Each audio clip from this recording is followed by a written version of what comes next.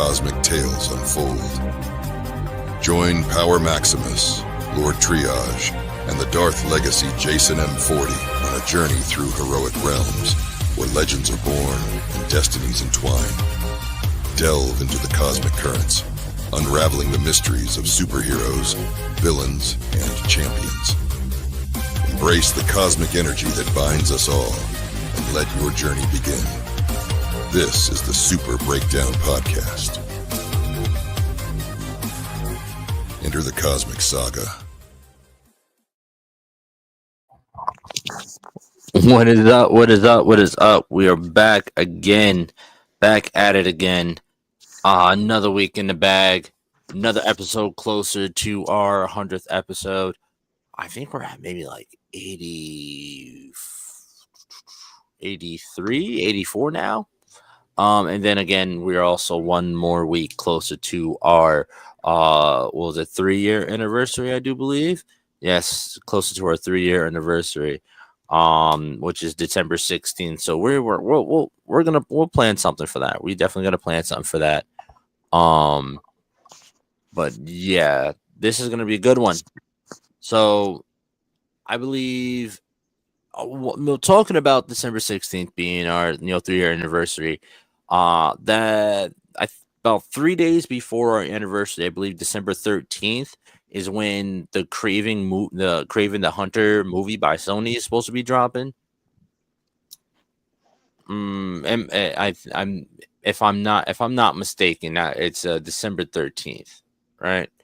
Correct. Yeah. So yes, I'm excited. I know from what I've seen in the trailer, I think it's gonna be dope. It's gonna, from everything I've heard, it's gonna be like over 2 hours, 2-hour long movie. That sounds exciting. Yeah. So, and then just the cast listing that they have right now, Aaron Taylor Johnson, who we know, from the Legendary's Monster Universe as well as the MCU. He played Quicksilver in MCU, but he also played the main character in the first kind of like American Godzilla movie, by Legendary Films. So he was in that, and then we got Russell Crowe. Come on, it's Russell Crowe. Legend. Yeah, the fucking legend. How'd you forget his performance is kick-ass? Oh yeah. Because he's not young. He don't look the same, bro. He does not look the same. Yeah, I cannot forget that. That was awesome. But I have always enjoyed his acting. I thought his acting was always really, really fun. But yeah, so today we are going to be breaking down Kraven the Hunter. We're going to be going over his backstories, his origins, some of the best stories that he's been in. Kraven in relation to Spider-Man and how that all works out. We're definitely going to be talking about the movie and our predictions of the movie. We're definitely going to be talking about how, just same thing that we've talked about with the Venom films. How do you have a film about a Spider-Man villain without Spider-Man and it be really good? This film's going to be rated R, so I can't wait for us to dive into that. So let's start it off. Let's start this off. So Triage, take it away. Well, what is Kraven? Who is Kraven the Hunter? So Sergei Kravenov is a Russian aristocrat from noble birth, comes from old money, and he spent his early life after his parents passed away very fascinated with animals, and this transcended into him becoming a big game hunter later on in his late 20s. Sometime after that, he transitioned from just hunting animals to like full-on poacher.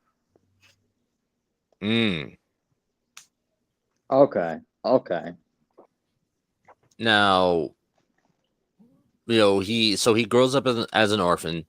He ends up getting into, so pretty much like orphaned, what the fuck, orphaned. So Sergey, he learns to survive by using his wits and his cunning. Then he starts traveling extensively, usually as like a stowaway on board like cargo ships and trains. And lives like one time or another from every major city throughout Europe, Asia. And by his late adolescence, he's like damn near been all around the world. He passed through the equator in Africa as a young man. He pretty much Kravinoff, who pretty much angelic, and I don't know how to pronounce it. And what point is, he changed his name from Kravinoff to just Kraven. And he discovers his natural talent for hunting. That's what ends up getting him in to the big game. So he departs on like a safari to live on his own, like out in like the wilderness of Africa. So this man decides, you know what? I'm gonna just live out here. Fuck civilization. I'm gonna just live out here. And via that way, that's how we end up learning all these crazy ass ways of tracking, hunting, even his abilities to take down these big game. So like by an adult, his hunting skills are pretty much legendary. All like, and so he quickly becomes like super wealthy. He ends up staying in Africa for like 10 years, and then ends up going to the Congo, and that's where he ends up coming in contact with like that witch with the witch doctor, right? And yeah. So at that point, now this is where it starts to taper into his abilities as well. So, and this is like his original origin, because he's had like two others, and I think one of them is the origin that they're giving him in the movie. Yes. So what do you guys know of like first let me finish. He meets the witch doctor and he ends up stealing her potion. The witch doctor's name is actually Calypso, who plays a very important role. Honestly, within the MCU, on and off again. But yeah, he steals this herbal potion that enhances everything. From like, and it was like a mutagenic chemical kind of thing. So it didn't just magically give him these powers. It literally altered his genetics and made him and heightened his speed, strength, agility, and greatly decreasing his age.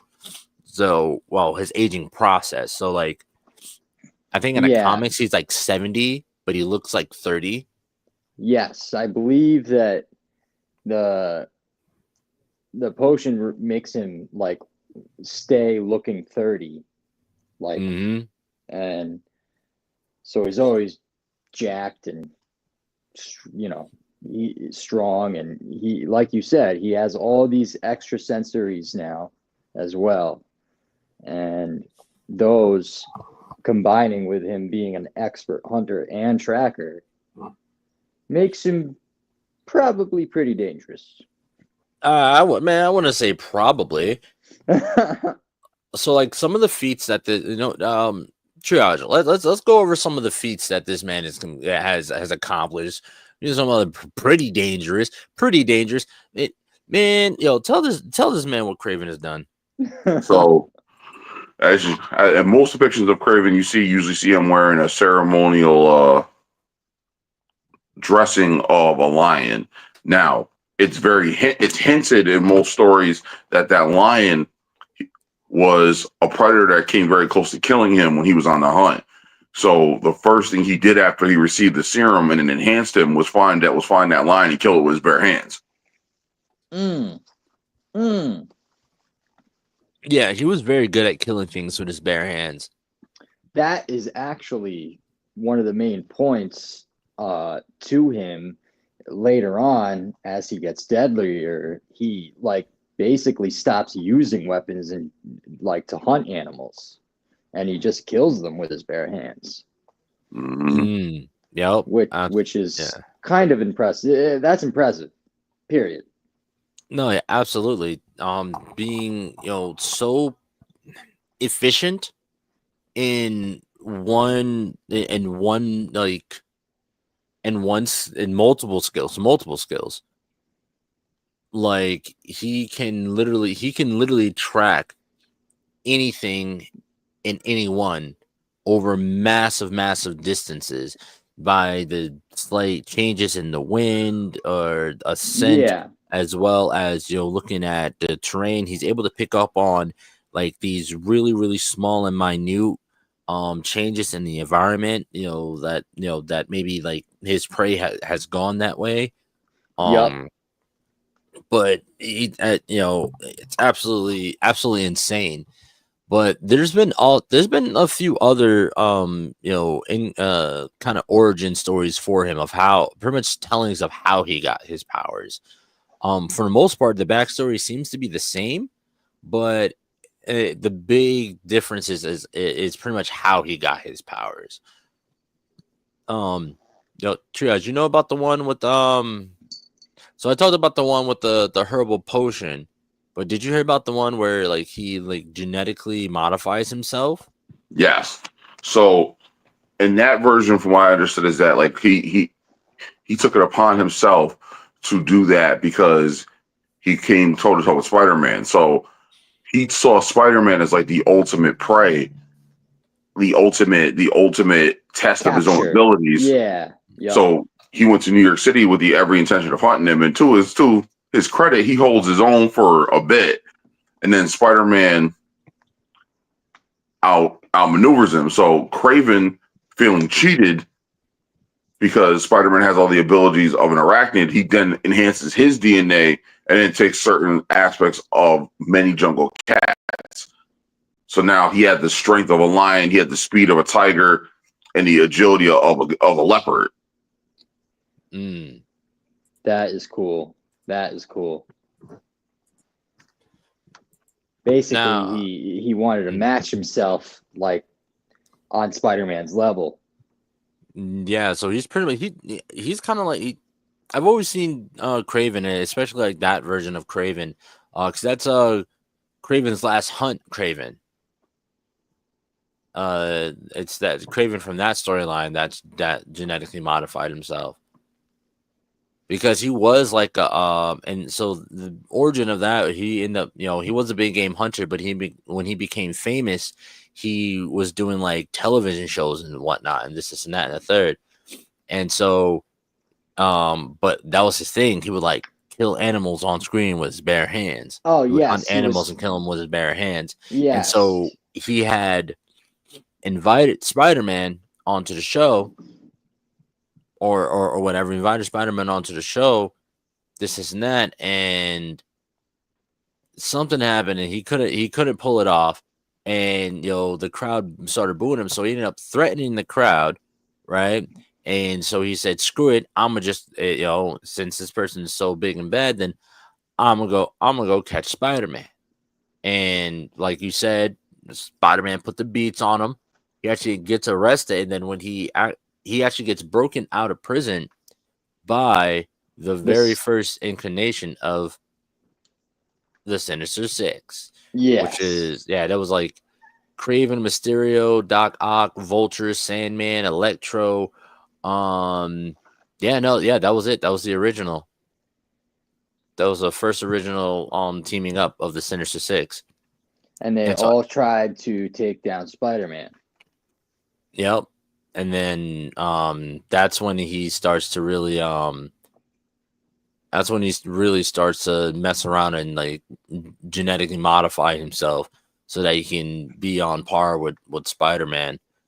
But which, if you think about it, I thought about that, and it's interesting. Like, Spider-Man has the strength of a spider, but like to the spider's body size.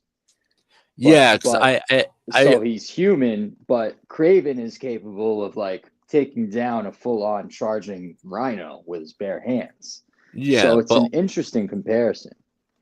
but also let's not forget. So the way Spider-Man's strength works, it's I believe so.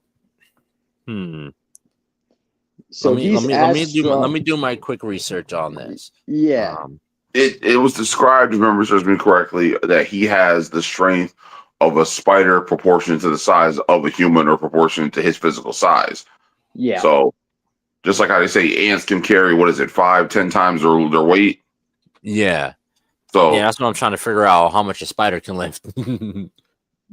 I think I mean, that's a good question. I'm not sure exactly how much it is. but you also got to remember, like usually 9 times out of 10, especially like in the more recent media, the spider that bit Peter Parker was Was also radio.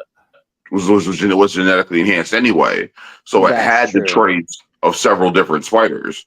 That's very true. So it says at base, like at minimum, they can roughly 10 times their weight. Okay. Now keep in mind that's just an average spider. Some spiders' strength is even more impressive since they can lift 170 times their weight. Okay. So even with the strength of 10 men, like that's still a decent amount. But if you're multiplying that times 100, that's like that's a lot. Yeah, so let me see. I would say like what Spider-Man, Peter Parker weighs like what? I would say Oh let man. he's mostly muscle. So wow, throw like a good 190, maybe 200, maybe 190, right? Closer to 190. Adult Spider-Man. You said Yeah, you say like his weight? yeah. Actually, I can just go to the wiki. The wiki, the Marvel wiki has literally the character's actual like weight and stuff. Uh, I'd say Peter's around one. I'd say he's around 170, 180. Let's He's see. he's definitely less than 200. He's not, yeah, because he's not like beefed up, Mm-hmm. but he's super strong, like a spider. Because spiders aren't, they're not walking around with giant biceps. That we know of. That we know of. That we know of. Damn, it's not saying. Normally on the Marvel website they have like the full rundown of the character, their the character's size and everything.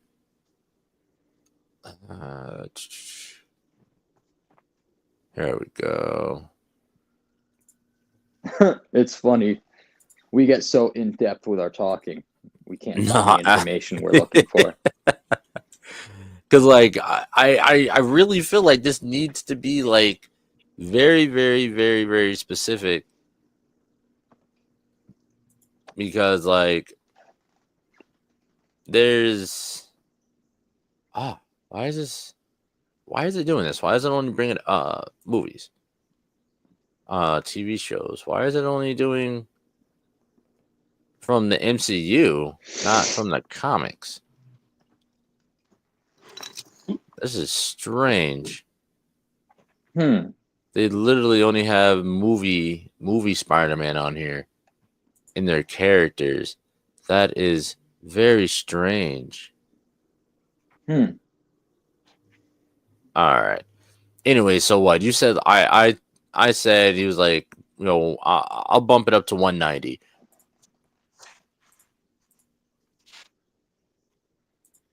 So Spider at 190, if he's lifting 170 times his own weight, he's lifting about 30. He's able to lift 32,000 over 32,000 pounds. That's like, that's like an elephant. I think that's more than an elephant. Oh yeah, yeah. Wait, yeah, yeah. You're right. So if Kraven has, changed his, his physical being, his genetics.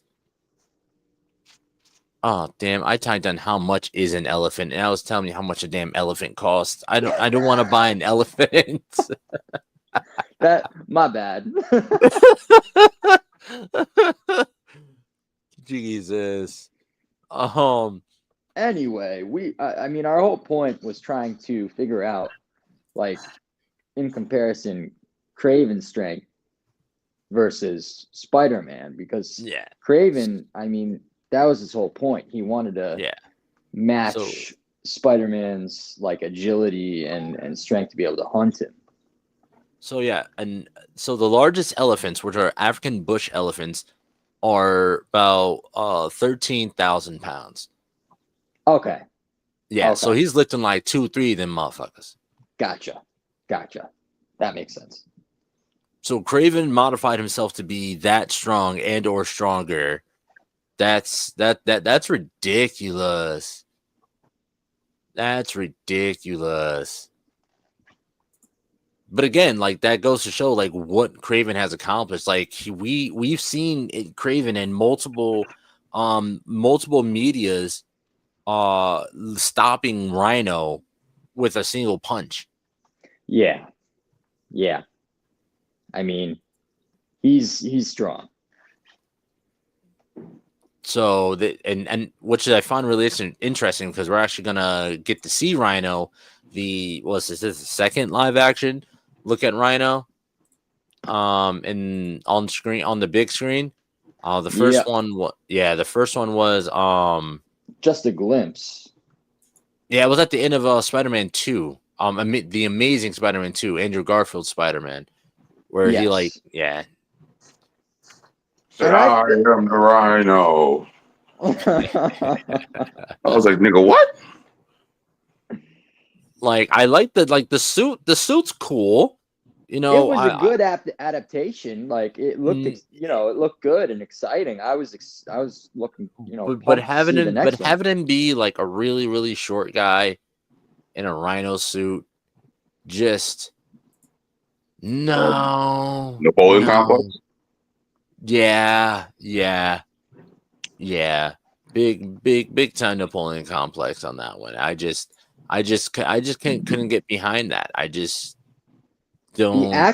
Didn't the actual Rhino, like in the comics, like he actually had abilities? I don't know. I don't really know too much about Rhino. So wait a minute. So I'm curious. What was your first actual introduction to the Rhino? The cartoon from the 90s. Interesting. Yep, 90. Yeah, yep. The Amazing. Yeah. Was it Amazing Spider-Man? Yeah, the 90s one. Or, well, yeah, because I watched 90s Spider-Man. Before I watched Spider-Man and His Amazing Friends, the one with Spider-Man, Iceman, and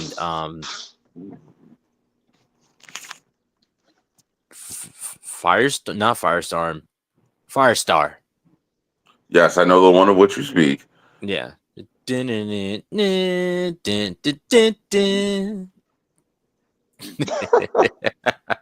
No, when I would play Spider-Man on my PlayStation, I would actually have a playlist of songs from like Spider-Man. So they're like, it was like the Tom Holland Spider-Man theme, Spider-Man and His Amazing Friends, the regular Spider-Man theme song, on the Amazing Spider-Man theme song, and then I had Hero by Nickelback in there. That's on mine. That's on mine. And what else? I had a bunch of songs from Into the Spider-Verse on there. I know it's a different Spider-Man, but for the most part, but yeah, I definitely put a bunch of the Into the Spider-Verse tracks on there. And then I had the James Brown Oh shit, what's the name of the song? The song from Emo Toby's little dance number. Why do you know that was James Brown? Can you not hear that that's James Brown? Could you not tell James Brown's voice? I'm pretty sure the man has a very distinct voice. He had a very distinct voice. You listen to it, you know it's James Brown. I mean, I'm almost 30. If you're almost 30 and you don't know who James Brown is, you weren't raised right. You just wasn't raised right. Like you're missing out. You're missing out on a lot. But no, so I enjoyed the way that and now I'm switching over to the game. Kraven in Marvel's Spider-Man 2, fucking phenomenal. And have we all played and beat the game? Of course. Oh, I have played it. I never beat it. Oh, damn. You are missing out, sir. Yes, he is. Did you beat the first one? Yes. Did you beat Miles? Wait, let me rephrase that. Did you beat the Miles game? No. I know the game you're talking about, though. Oh, you're definitely missing out on that one too. It's nice and short. It's like I would say it's like half as long as the first Spider-Man game, but it's very, very enjoyable, highly enjoyable. And it leads into Spider-Man 2 perfectly.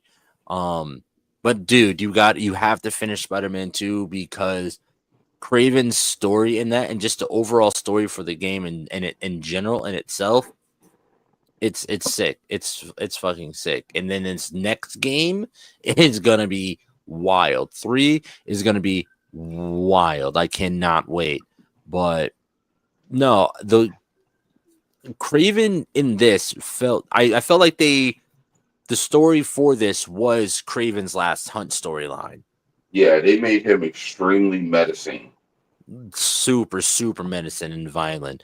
Like when he shows up, like you don't even see him yet, but man is rolling up with forces.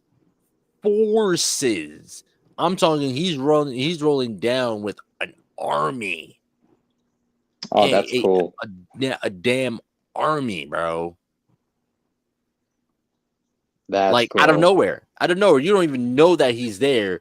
You're just, you and you and Miles are just, I forgot what was it that I think they were trying to catch the Sandman. Yeah, they're trying to catch the Sandman, and then it came out of nowhere on them. Yeah, so it's like from the very beginning of the game. But that man, God, I'm trying my best to talk about Kraven without like really diving too deep into the game because I'm gonna get lost. If I start talking about the game, I'm gonna get lost. I know it. I know I'm gonna get lost. I'm going on a rant. But dude, yeah, man, Kraven and the iteration of Kraven was so menacing, and it was dark. It was not no lightweight work when it came to that storyline. That's cool though. That's exciting. Yeah, and there's this shit that he does in the game that is like permanent. Like it's everlasting. So you really got to finish the game, dude. You really got to finish the game. Gotcha. Yeah, because it's crazy. It's absolutely crazy.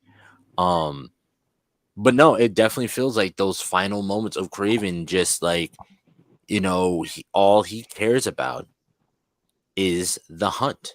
All he cares about is becoming the number one apex predator of the world. Top of the food chain. And you feel that. You feel that throughout just by playing the game. You feel that from this character.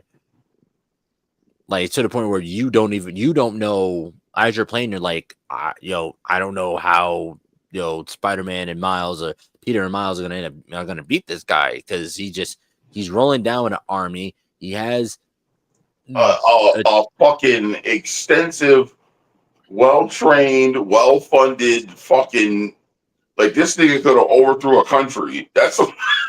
And not a small one.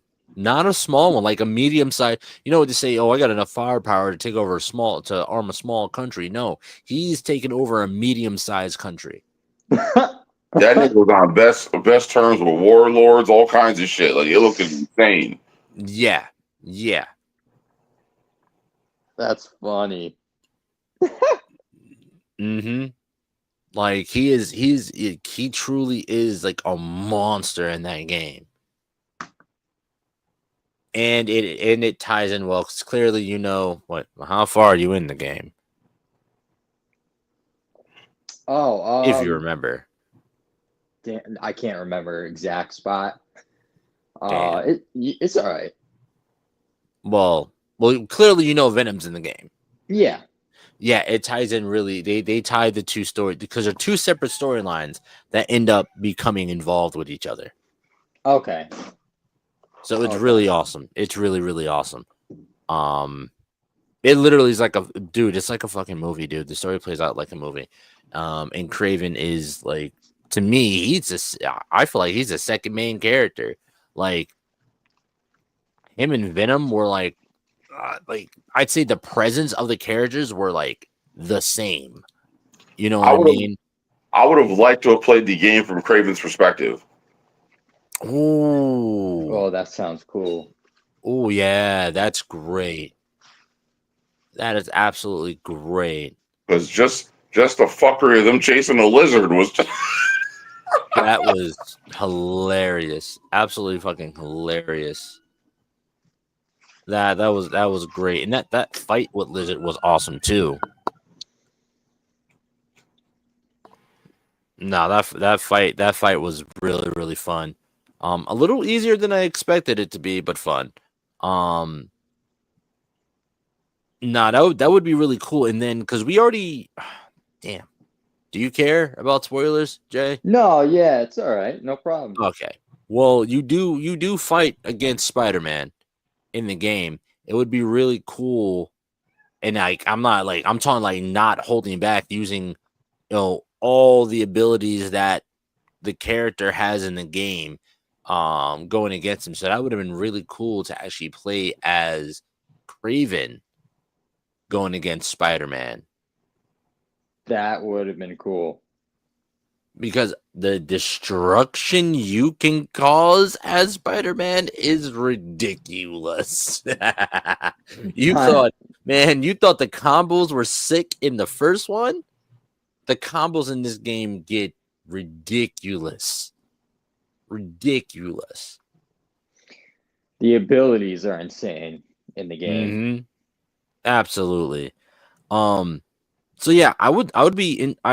I'm hoping that the live action Kraven is has the same, either close to this or the same amount of like energy that the game Kraven was given off. I think it will. I hope so. I really hope so because it's rated R. It's rated R. Gonna. I mean, I hope it's dark. Well, I think one of the reasons why it could tie in, not tie in, but one of the reasons why it could work where the other Sony movies have failed is because Kraven is not a direct response or directly. What's what I'm looking for? He's not directly recreated from something of Spider-Man's doing. Like Venom bonding to Eddie Brock, that was Peter Parker's fault. Mm-hmm. Like, even depending on the version of the material, about Michael Morbius becoming a vampire. Because if you watch the animated series from the 90s, once again, that was Peter Parker's fault. So Kraven already having like Russian ties to Russian criminals, him being trained in the way he knows how to fight and kill, like, nah. So this actually has great potential. So it's like They don't. This is one of those ones where they could necessarily do it and get away with it. My only question is like, what is the goal? So from what I'm understanding, it's him going against his father and his father's company. That's not what I'm talking about. What do you mean? I mean, like, what is the overall goal for the quote unquote Sony verse without Spider-Man? Yes, I understand what you're saying. You're talking about like with Kraven, the Morbius movie, Venom. You're absolutely right. You're like absolutely right. Like if they were working towards this being like a City of Six thing to fight, like, I don't know, Andrew Garfield or the square off against Tobey Maguire for like one last dance, I could see it. But it's like they have not once hinted or pointed towards that. What is the there's one more Spider-Man film coming out. I forget what it's called. It's King in Black. Yeah. Yep. It's gonna be King in Black. Now they still can't do King in Black yet. They have to wait until after Secret Wars to do King in Black. Why is that? Because they have to first introduce the black suit into the MCU, right? Mm-hmm. And then the black suit has to get onto Eddie, right? And remember, Spider-Man doesn't get the black suit until Secret Wars. So in order for it to get to Eddie from Peter, they have to go through Secret Wars first. He has to have the suit on. He has to get rid of the suit for it to get on Eddie before they can even start down the King in Black storyline. Because Eddie was a very important part in that because of the bond and connection that Eddie and Venom shared. That's why he was so important to Null. So they can't even do King in Black yet. They have to there's a whole bunch of prelim shit that they have to set up first before they can do that. Which they're starting to set up, because I think either he's gonna have the black suit throughout this next movie, Spider-Man 4, and it's gonna carry on into the Secret Wars film. I think that would make more sense. Yeah. Or somehow he ends up coming in contact with the suit during the Secret War event and gets the black suit. I haven't read the Secret War story in a long time, so I don't remember exactly how he comes about to get the black suit during the Secret War storyline. But that would be that right now they're in the perfect spot to do that. Yes, the last Venom movie was not amazing, but I watched it. I changed my original outlook on it. It was not bad, but also wasn't a great film. It wasn't a great film, but also wasn't a terrible film either. All right, let me put it this way: if you were sitting at home minding your business, it's a Sunday afternoon, you got nothing to do, would you watch it? I would.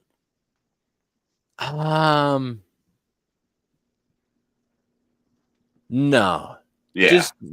I would only because of just like me personally, there's just a lot that goes into, unbiasedly. Yeah. Let me look at it unbiasedly. We got Tom Hardy, we got Venom. It's a Sony film. Yes, I would watch it. I would watch it. It wouldn't be like a regular thing, but if I was chilling and I was just fucking stream surfing, going through all the different channels and whatnot, or the different fucking streaming services, I'd put it on. I would put it on. If I saw it, I was like, all right, let me put it on. Honestly, when I'm probably gonna watch it again when it does hit streaming, just because I feel like I missed some parts because of the way I watched it. But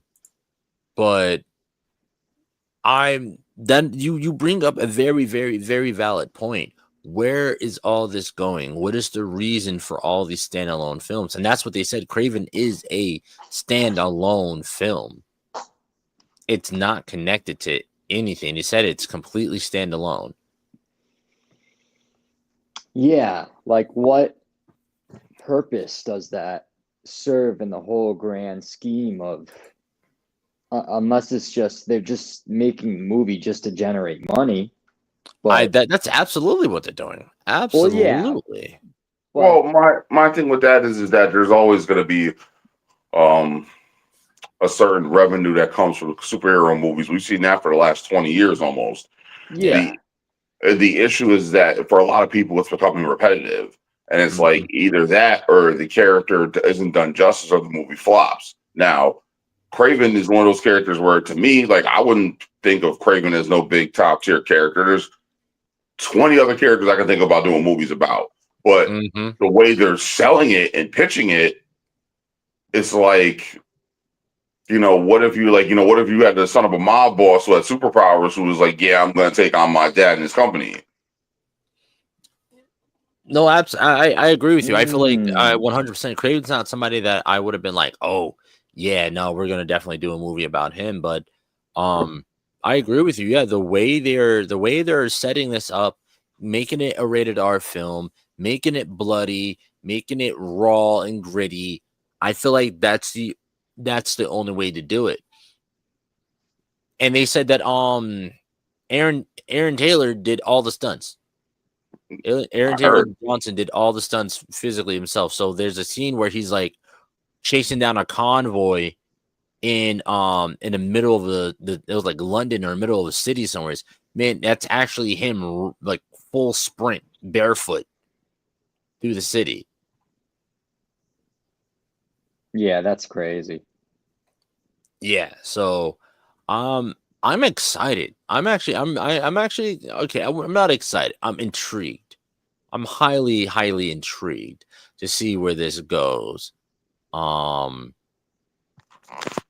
just because this is only going to be like this technically second rated R Marvel film. Um, yeah, Like I that think so.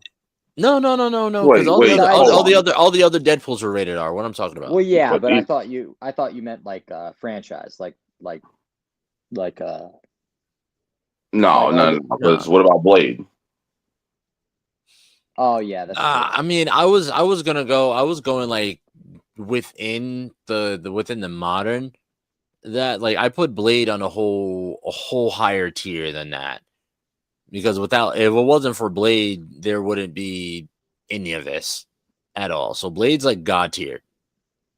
Blade's like God tier when it comes to Marvel films to me, except for Trinity, except for Blade Trinity. That is not God tier. That's nowhere near God tier. I would possibly put Blade 2 is up there in God tier as well. But as in I'm talking about like the more like popularized Marvel superhero because remember that wasn't Blade was a one-off back in the day. Like after Blade, I feel like the only other superhero movie that we saw was like Spider-Man. And then the Fantastic Four movies. I don't know if it was in that order. But No, after no. Blade, I don't remember anything else. Well, there was other superhero movies, but they weren't sold to that level of fandom, or they didn't really necessarily fit the criteria of the two big companies. Like, let's not forget the Ninja Turtles. Let's not forget Dread. Let's not Yeah, forget the yeah. Phantom. Like, there's plenty of movies that were based the Crow. There's plenty of movies that are based off graphic novels or Comic comic book. books. Yeah. They just weren't sold as those type of movies. Like, for example, if you were to watch the original Crow right now, and someone was to tell you that's based off a comic book, you could be like, really? Okay, Yeah, I understand what you mean. Like you wouldn't be you couldn't tell. Like right. Now, if you watch like the Phantom, you'd be like, oh, okay, I can see how this is based off a comic book. Mm. The way it's shot and portrayed. Right? Like sometimes just the material itself. Like if you keep it with the truth to the comics 100%, yeah, some people who are fans of the material are gonna love that. Other ones are gonna be like, this shit's so kind of so fucking goofy. Look at Sin City. Mm-hmm. Like there's parts of Sin City that are really fucking goofy, but they're comic accurate. Let me see. And yeah, no, I think those were only 2 that came out in that year. In the night. Hold on. Let me double check. Well, what was it Marv said? I love Hitman. No matter what you do to him, you don't feel bad. Then he shoots the one guy in the dick and drives the other guy's face into the cement. Like, all right. Here we go. So good. These are all. Here's a list of comic book movies that came out in the 90s. Mystery Men, Blade. There was a Captain America movie that came out in 1990. Batman and Robin, The Phantom. That was like the newer version. There was a bunch of older ones that came out before that. The Crow, Spawn, Batman Forever, The Rocketeer. Yeah, that was a graphic novel too. Well, Disney's The Rocketeer, 1991. I'm not going to count Batman Mask of the Phantasm because it was animated. I'm not counting animated. I'm counting live action, not animated. Okay. All right. We got Dread, The Shadow, which that's good. We got to do a show on The Shadow because that can tie in. That ties in really nicely with Batman.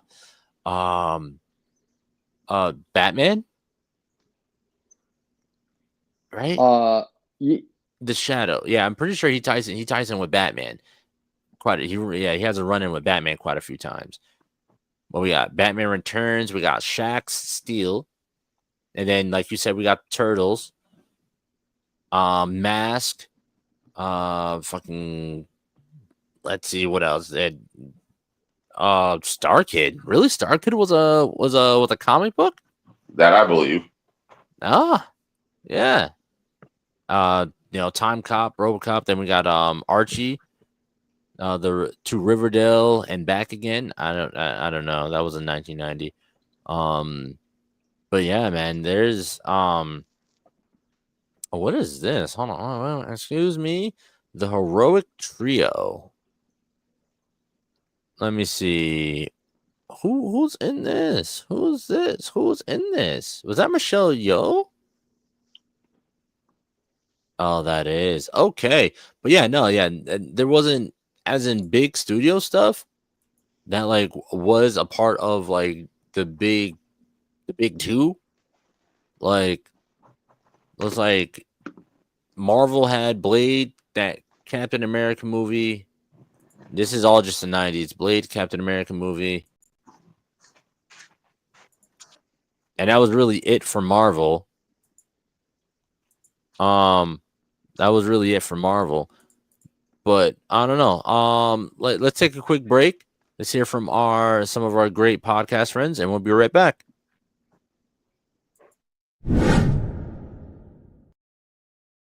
Going on, everybody? Lloyd Jones with Midnight Comics here, and we'd like to introduce you guys to our show, The Indie Breakdown, a show where we break down your favorite indie comic book characters' power, stats, and abilities, and get them ready for an eventual indie versus matchup. All Indie Breakdown episodes go live first on Spotify and on Patreon, with them eventually showing up on YouTube. So if you guys want to check out The Indie Breakdown and learn more from your favorite indie comic book creators, now's the time to do so. We hope you guys decide to tune in, and remember, until next time, midnight is coming.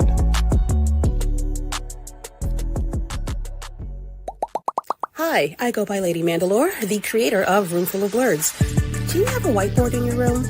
Do people get a glazed over look in their eye when you start to explain things to them?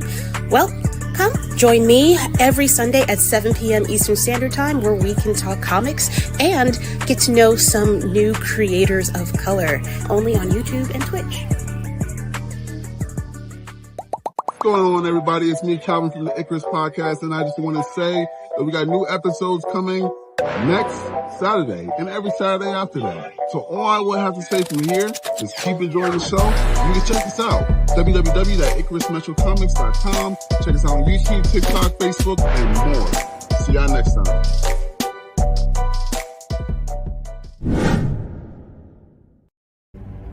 Join the Pulse.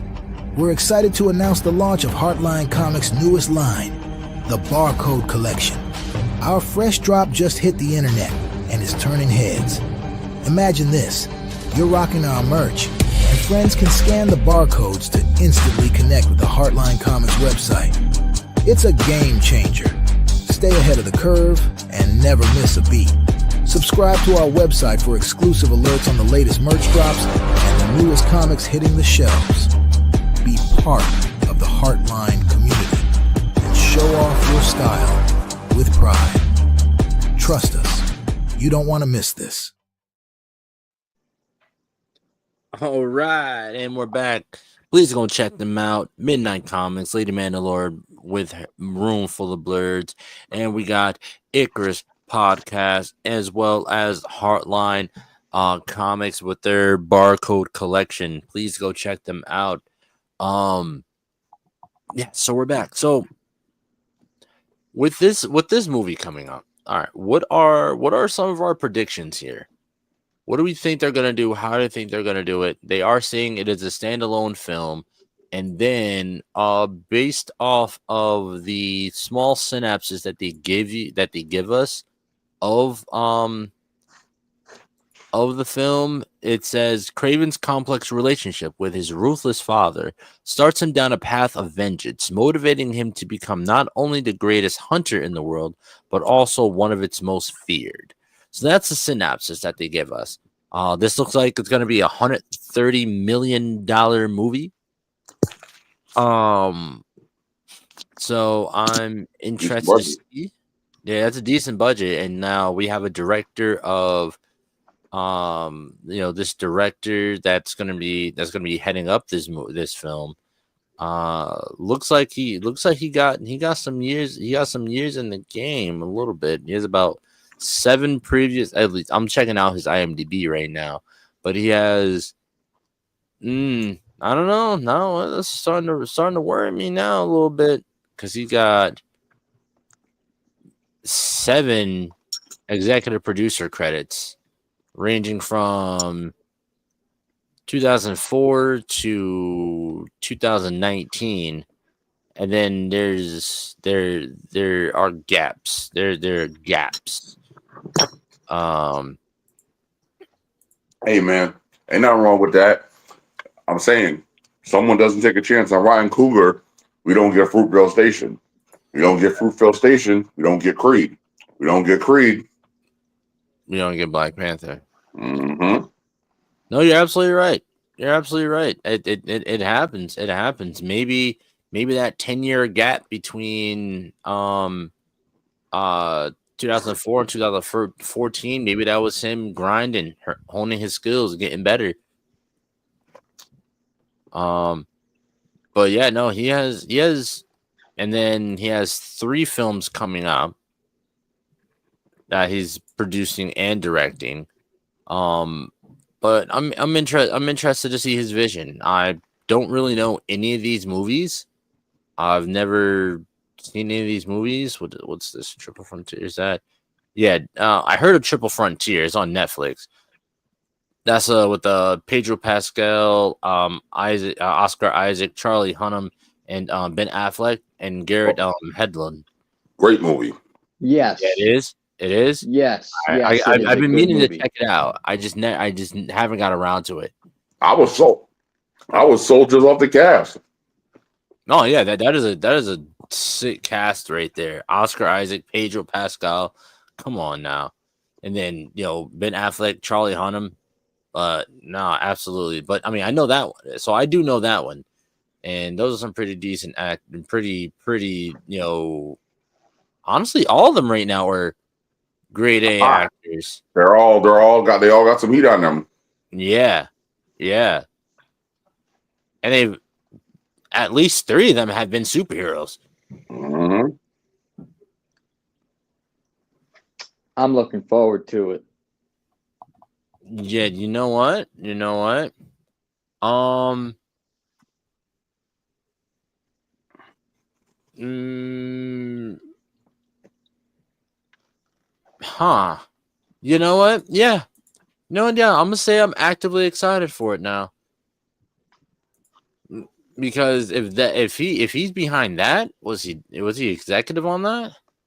No, he was director on that. He was director on that. Okay, all right. So, all right, yeah, I'll trust him. I'll trust him. That looks like okay. That's gonna be good. It's gonna be good. But the film, the film has a lot going for it thus far. A decent sized budget. We got a director who's he seems to know what he's doing. We got we have first off Russell Crowe. The man is an old school actor, multiple awards. Let's see how many awards he got. He has an Emmy win for Gladiator. He has best act and and then another Emmy for So he had an Oscar for Gladiator. Was it an Academy Award? Yeah, no, it says. Oh yeah, that is an Oscar. Sorry, yeah, my bad. Sorry, I thought it was an Emmy. Sorry, yeah, he has an Oscar. He has won an Oscar for Gladiator 2001. Then we got he's won an FCCA award for The Water Divider and a bunch of Australian film nominations and awards. Blockbusters. He has like I said, a blockbuster and a BEA. This man has so many goddamn awards and nominations. What the hell? What the hell? He is talented. Jeez. Yeah. Holy hell. Male Star of 2002, Golden Apple, Golden Globe winner, Golden Globe nomination, Golden Globe winner, nomination, another nomination. Like, geez, man. And let's not forget is him winning the Special Achievement Award for Les Miserables. Mm-hmm. So we got an Oscar winner and multiple nomination winner. And what was that Exorcist movie he was just in? It was The Pope's Exorcist. Yeah, The Pope's Exorcist. Yeah. He was just in that, and that was decent. And then, like I said, Aaron Taylor Johnson as the main character. That's amazing off rip. Again from his work in Bullet Train to Kick Ass to work in Fall Guy, like it just in Nocturnal Animals. Apparently he's going to be in Nosferatu as well. But then him as Quicksilver for the brief period of time. Godzilla, and I do say brief period of time because it was very brief. Very, very fucking brief. I still say Quicksilver was better than Peter Evans. What was that? I said I still say Quicksilver was better than the other one. Yes, yeah. I feel like the other Quicksilver literally has kind of like one really good scene. Or I'd say two, I'll say one because the second one is kind of pretty much just like a redo of the original scene where he fucking runs through the X Mansion, saves everyone before the shit blows up. Yeah, that was literally one of the best scenes from that character. And then there's the scene where they break Magneto out. And he like diverts all the damn bullets and fucks up the guards. Yes. But yeah, so there's there's so much fucking we're good. I think we're good. I think we're good on this movie. I think we just are just all we had to do is just sit here and wait for it to drop now and cross our fingers that $130 million did not go to waste. Absolutely. And it's a nice budget too, so I'm looking forward to it. Yeah, because my biggest problem is that Sony has had all the movies that they've come out with that are a part of the Spider-Man universe, but doesn't have Spider-Man in it. They have not done well. They have not done well. Unfortunately. Yeah. Like, only out of all of them, the only film that has actually brought in a decent profit for them is Venom. And that's all 3 Venom movies. Fucking Madam Web was an absolute travesty. What movie? Yes, Madam Web. the series.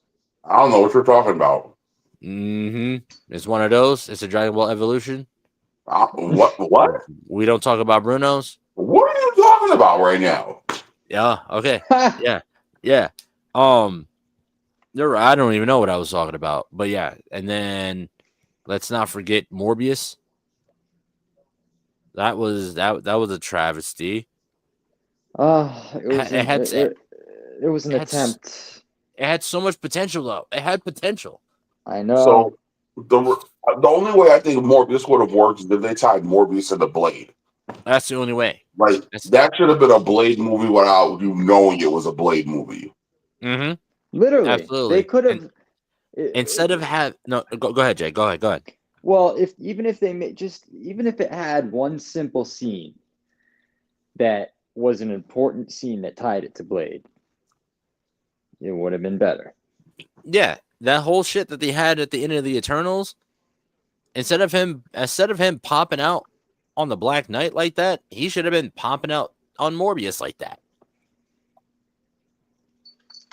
You know what I mean? Him standing in the shadows, talking off screen. That a scene like that should have been put into Morbius. It should not have been at the end of the Black Knight. I don't understand what the connection is there. I know the Black Knight has, he is a part of the magical realm as well as the spiritual realm. The black, the ebony sword is Null's necro sword. Yep. So its actual name is All Black. It's not the All Black. It's just All Black. What's the name of your sword? All Black. Like All State, but All Black. Yeah. But like I didn't understand the connection there. There was no explanation. I mean, it was just like a preview for it, for it upcoming, but then nothing happened with it. But even then, there's just like that should not have been a thing to put at the end of the Eternals, and then have the Eternals tie in with the Black Knight, and then the Black Knight tied into Blade. These are characters that don't really have strong ties to each other. So now you're just making up relationships and connections. Yes, it just did not make sense. Yeah, that Blade scene should have been at the end of the Morbius movie to draw a connection between them. There should not have been a connection between Morbius and Vulture. That didn't make no damn sense.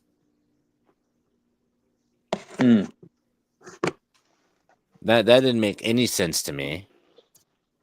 But I don't know, man. I just feel like I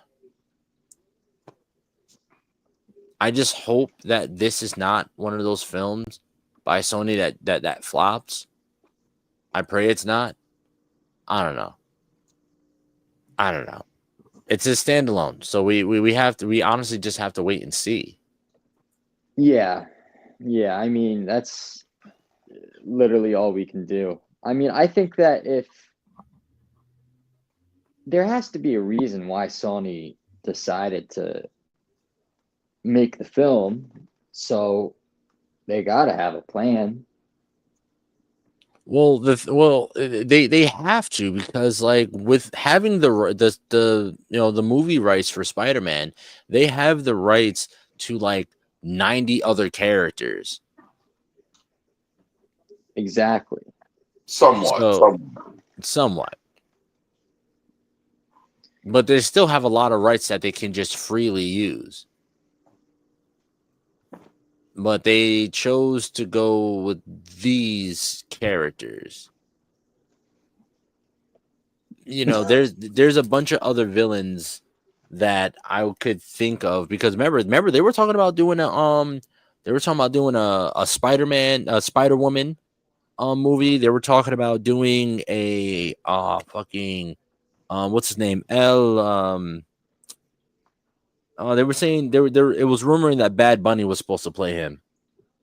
I mean, they're doing a noir movie because Nicolas Cage is playing them. Yeah, just Spider Noir, but that's I'm talking about like villains. I'm talking like, you know, Spider-Man like villains, and just continuing with the thing of not having Spider-Man really a part of a universe that's supposed to have Spider-Man in it.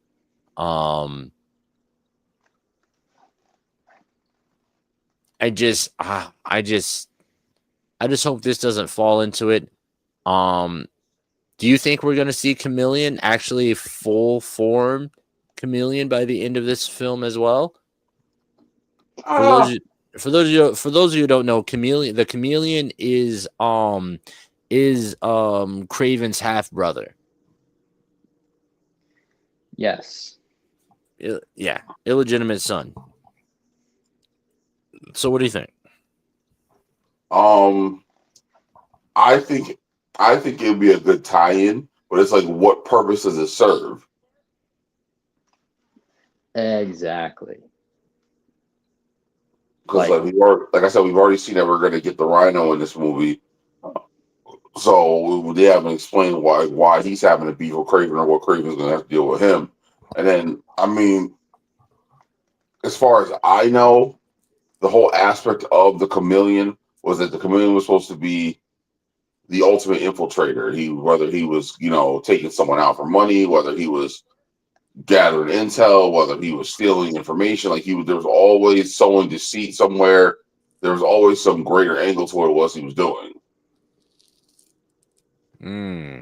So it's like, I don't necessarily see how that. I see how that could work in the movie, but I'm not sure how they showed how it's going to work and what they've laid out in the trailers.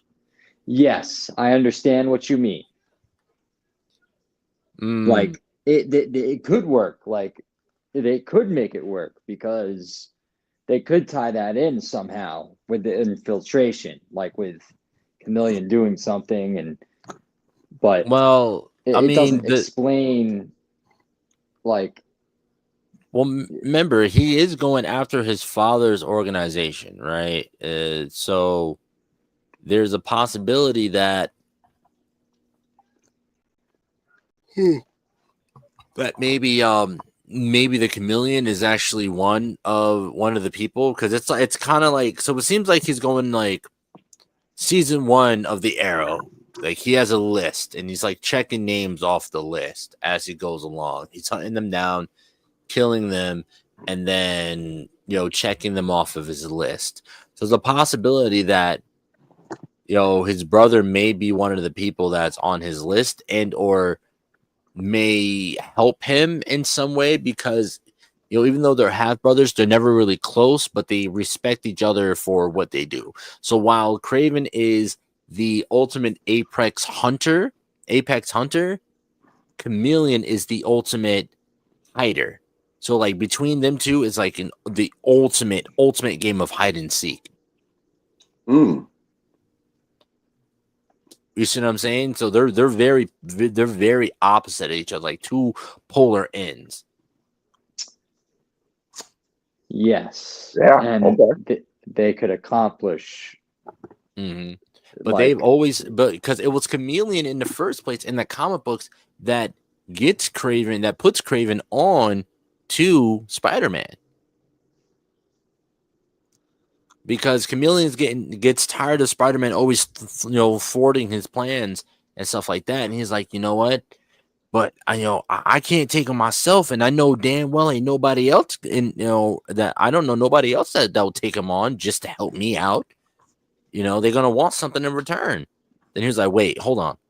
Oh no, I do know somebody that'll do it just to do it. And really close. Let me hit my brother up. So yeah, he calls him up. He was like, yo, there's a dude out here.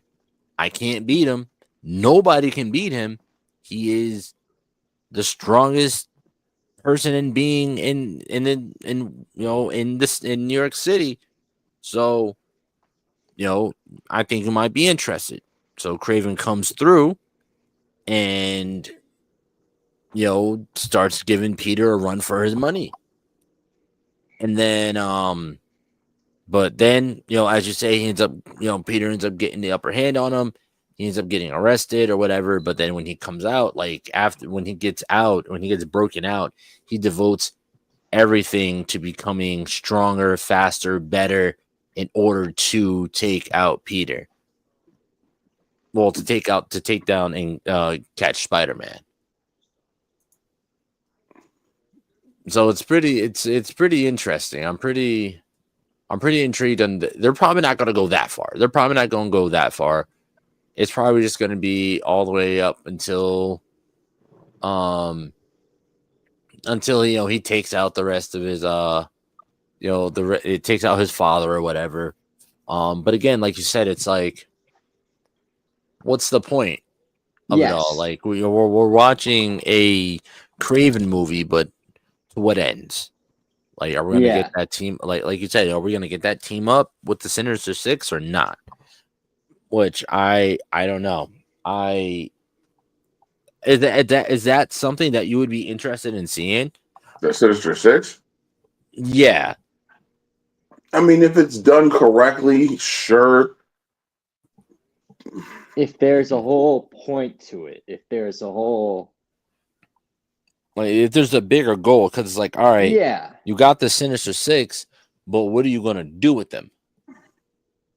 Yeah. Like, what's their objective? What's the main problem of the movie? Are we seeing a Spider-Man situation from the eyes of the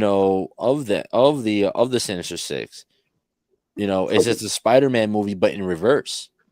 Like, if you played the first Spider-Man game, it's revealed that Dr. Octopus was helping all of them because they had some kind of issue or problem. Like the Vulture's wings that gave him spinal cancer. Mm-hmm. Like, everyone knows that Scorpion's stuck inside his suit. So it's like, if they were doing it from that type of aspect, like, someone came along making them all these promises, like, yo, I just need you to do this. Because that's what happened in the animated series. The Kingpin basically pulled them all aside, was like, yo, I need y'all to take care of this. And he's like, and I can make sure that each one of you is looked after. You can get what you need, this, that, and the third. Yeah, that would make sense. That would, like, be a plot. I don't know. I just feel like Marvel needs to be like, Sony, just stop. We'll drop Kraven, but after Kraven, we'll just stop. We'll take our little piece of the pie, but then just stop. You'll get most of the money. Just stop, because it's kind of like, for me, it's breaking the kind of immersive experience. You know what I'm saying? Because it's not consistent. Because what was the last Marvel movie that came out before Venom? Deadpool Wolverine. Yeah. Look at the difference. Like, there's such a stark difference in the quality. There's no consistency in the quality. Well, from a Marvel movie, watching a Marvel movie, you're gonna expect certain things. The visuals, you're expecting the visuals to look a certain way. The graphics are going to look a certain way. The acting is going to be a certain way. The story is going to unfold in a certain way. You know, there's certain things you expect going into a Marvel movie. Now, doing that and then going to watch and then watching Venom, The Last Dance, you're like, the fuck am I watching? Did a bunch of high schoolers make this film? Possibility. Like, um, like, so I'm hoping that we get that Marvel energy from this movie. I'm Yeah. hoping we get that Marvel energy because there is a lot of Marvel films that are coming out within the next over the next like 5-6 years. We're Yes. getting a Yes. lot. Now, they're supposed to be coming out with like a Midnight Suns movie or something, right? Because That's the story they're telling. Yeah, that's what they're saying. But how many of the Midnight Suns have we actually seen within the MCU thus far? Moon Knight, Ghost Rider. No, we haven't seen Ghost Rider in the main MCU yet. Yeah. Oh God, yes. Because Lord forbid we count Agents of Shield. So I want to, but canonically we can't. Trust me, I'm right there with you. I'm with you on that. He should be. Robbie Reyes was absolutely amazing. Absolutely amazing. I was going to look something up and now I completely forgot what I was going to look up. Nico Minoru. Oh yeah. Doctor Strange. Yup. I mean, we could do the Midnight Suns. I don't know about y'all, but I really don't care. I mean, yeah. I would rather see. I would rather see. There's other things I would rather see than Midnight Suns for 100%.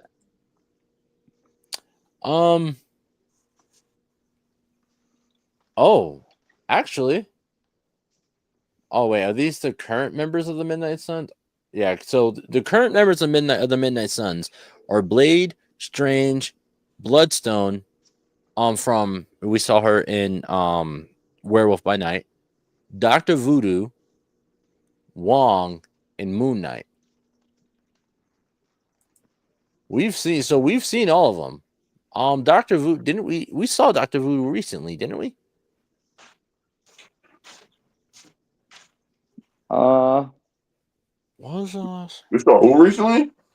Didn't we see Dr. Voodoo recently? Oh, he was in something. Yeah, he was in a scene in something. What? Yes, he popped up to do a favor for somebody. Like somebody needed him for something, and he popped up into a scene. I forget what it was in. What was? God damn it! It was something recently. It was literally for a quick second. Who needed him? Who? Yeah. Who needed? The only recent Marvel thing has been Agatha. No. Hold on, let me see, because I'm pretty sure. Like he was there, but they didn't give him a name. They didn't name him, but because of the connection to the main character, you knew it was him. Oh no!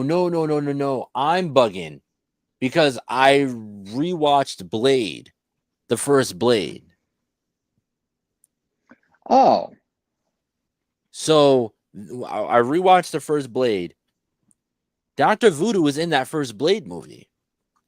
Let me guess. It was the guy that made a serum? Yes, it was. Oh, yeah, that guy. Yeah, I know who that guy is, but I thought there was like something that came out recently that.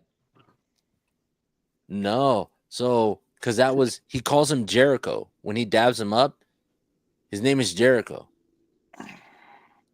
Huh. Brings down the walls. Dr. Voodoo is Jericho Drum. Wait a minute. Hold on. Was he in? Give me a sec. Checking wiki because before I say what I'm gonna say, I'm definitely making sure that I'm correct. No.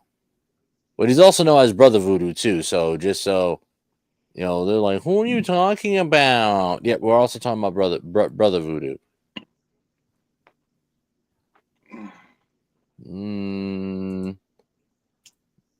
Where I swear. Give me a second. What is this? What is this? I think I just stumbled across something here. Hold on. From IMDb, Dr. Voodoo on Disney Plus, Marvel Studios live action Doctor Strange sequel, Doctor Strange and Multiverse Madness will include Marvel Comics Jericho Drum, aka Brother Voodoo, Dr. Voodoo, who will spin off into his own Disney Plus TV series, debuting in Marvel's Strange Tales number 169. He was Stan Lee, Roy Thomas, Lin Wei, and illustrated by John Romita Sr. Oh, yeah. Okay, so it looks like they are planning to do that, but they're saying that he was in Multiverse of Madness. That might be where my brain is thinking of him from. I'm about to check. I'm about to check right now. Because I feel like he pops up for a second. The way I described it, like, but I couldn't remember where I'd seen it. Huh. He does a favor for somebody, or he's helping somebody. Yeah, I'm pretty damn sure. And I don't know why I cannot put my finger on it. And it's killing me. He's got like a hat on with a trench coat, I think. I don't know. That's just the way my brain's picturing him. With dreads. What is it? I said Dr. Facilier. So, Hold on. He's got friends on the other side. Shout out to Keith David. Shout out to Keith David. Oh man.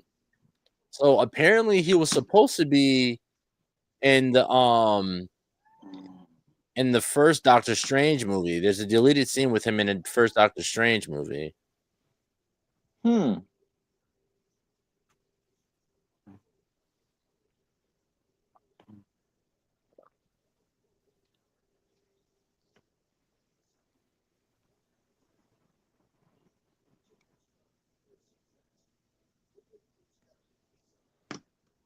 I don't know.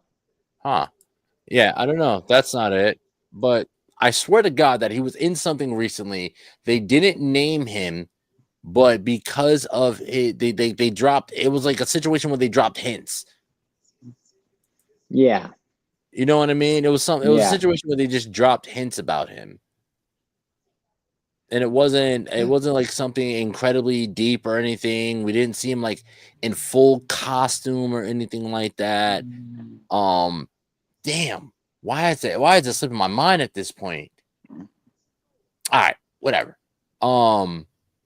Yeah, I can't think of it. Yeah, it's not coming to me, but I'm interested. I'm definitely interested to see what they're supposed to be doing next with this. My biggest thing is I just don't. This movie, if this movie is good, right? If it's good, I feel like it might still end up getting drowned out by the rest of the films that are supposed to be coming out the rest of this for the rest of this year and next year. That's my thing. I don't want it to get drowned out. But before we head out, I have a question for you guys. I got a big question for y'all.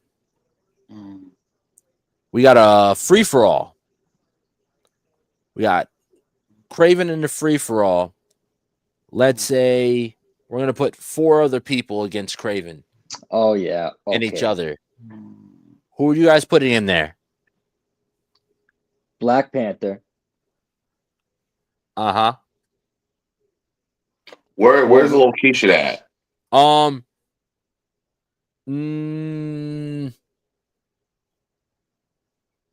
I'd say just we're just putting them. We're just putting them in an arena. So all right, so this is gonna be like full Hunger Game style. Yeah, full 100 game free for all. All right. You got Do brands- Kraven. Do Black brands matter? Panther. Brands. Let's go Marvel just now. Let's go Marvel for now, and then we can open it up. Okay. Black Panther, Killmonger, Ooh. M'Baku. Okay. Let's see. We're currently running around. Apocalypse. No, not maybe that's it's a little OP. Yeah. Let's go. I'm gonna try to see if I can't keep this strictly the head specialist. I throw Captain America in there.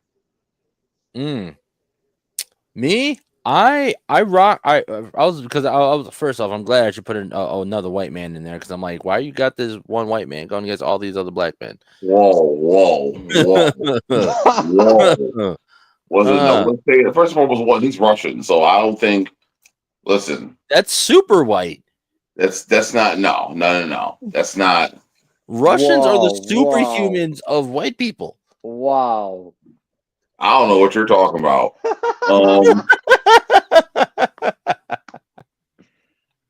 Oh shit. That's the way I see it. I'm just saying, like, Russians are different human beings. Let's see. I'm putting the Winter Soldier in there. Okay. With somebody else.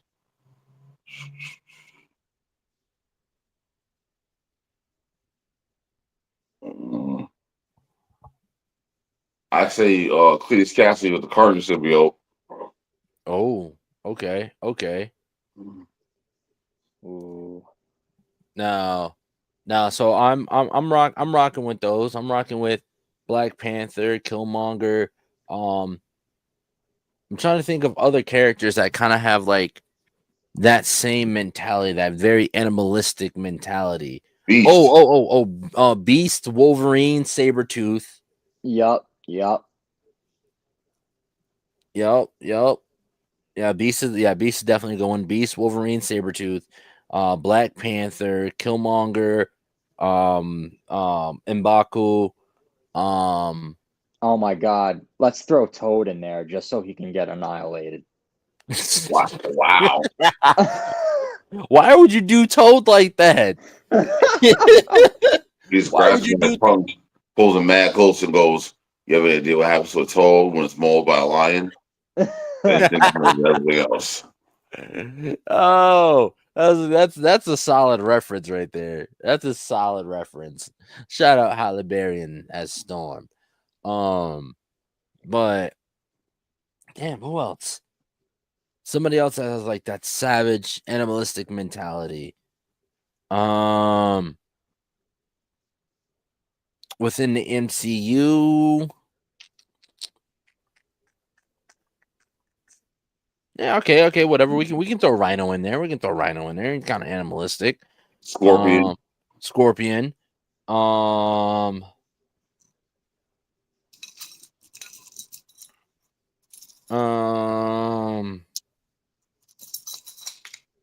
I can't think of anybody else who's like animalistic. Yeah, savage and animalistic. Let's see. And a close quarters fight, I think Tombstone give him a run for his money. Oh, yeah. Because wasn't in Spider-Man 2, wasn't Tombstone one of the people on his list? That Kraven was hunting? I can't remember, probably. Yeah, Tombstone was definitely one of them. You go to save Tombstone. You have to get yep. You go to save Tombstone, and he actually helps you and helps you get out of there and stuff like that. But they end up taking him. If this was a long range fight, like in a jungle, I think that Kraven versus Deadshot, both hunting each other, would be cool. Oh, I would throw Hawkeye in there, just like I know Hawkeye's going. He gets it in. oh yeah, Oh yeah, absolutely. Yup. A hunt, yeah. Oh, a hunt down. That would be dope. A hunt down, just they all start a Hunger Games style. They all start at different parts of this jungle, oh, and they that'd have be to cool. hunt each other down. Last one standing wins. All right, yeah. So you brought in Dead. So let's open it up. Let's open it up then. All universe.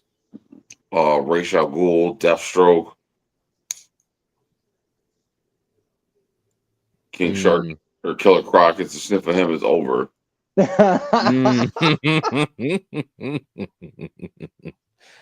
Nah, yeah. Oh my god, that fight between the Nawe, King Shark, and Killer Croc, that'd be nasty. That'd be nasty work right there. That'd be nasty work right there. Damn, that would be one massive ass fucking fight right there. Because now we're talking adding in people that we know are like known hunters. Fucking fuck, I'll throw Silver Sable in there. I would definitely throw Silver Sable in there. Shit, how a black cat? Yeah, I was just about to say her too. Yep. These are all characters that we know that like, damn, we're fucking creating our own kind of like war world here. Sick. Like, that'd be so fucking sick. I would throw Wolf Spider in there. He's like the evil version of Peter, and he has like claws and shit. That's And he actually kills people. Because he's a psycho. He's a fucking psychopath as well. Somebody else whose specialty is like being covert, sneaky, killing, or capturing. Natasha Romanoff. Yeah, there we are. Yep. The Black Widow.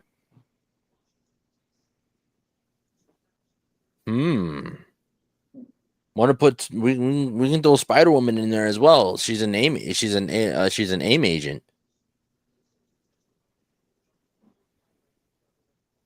She's a special agent for AIM. So I'm pretty sure she would be able to give them a run for her money, especially with her especially with a lot of these characters have heightened senses.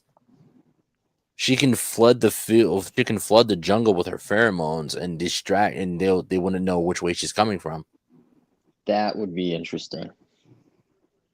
As well as her web spinning ability, trap them right up into a web. They wouldn't even know where she was or where she's coming from.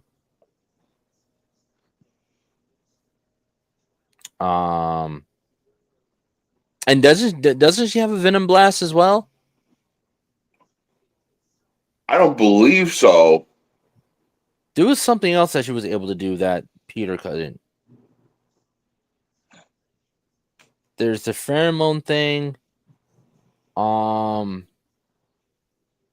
there was something else. But no, yeah, man, a free for all, just everyone going at it, and that'd be pretty sick. Especially with I think Kraven would end up being in the top 5, the top 4. Because I would be interested to see him against Black Panther 1-on-1. Yeah. Well, in the games, they've mentioned that he has snuck into Wakanda because he's done poaching there. So, yep. You sneak into Wakanda without the Black Panther finding out, that's an accomplishment in itself. Yeah, and get out. Sneaking in, that's one thing, but actually getting out is another. Very true. Like we already know that there's been at least 2 outsiders that have made it, that have snuck in to, Wakanda. So, yeah, him and Ulysses Law. yep. But the biggest, but even Ulysses' claw didn't get out without losing his hand. Yeah, and then getting branded on his neck. Mm-hmm. Yeah, that's just says thief and a lot less friendly term. Yeah, so he didn't get out unscathed. Kraven did. So Kraven's on a whole nother, he's a character that is in reality on a whole nother level. On paper, in the comic books, on a whole nother level. But it's just because he's painted as a villain is why he loses. Which honestly, man, when it comes to like, you want to know what character reminds me of Kraven? Go ahead. Just completely dumbed down. Kevin Wendell Crumb. Wait, who? What? Kevin Wendell Crumb, the Beast. Oh, from Split. Mm-hmm.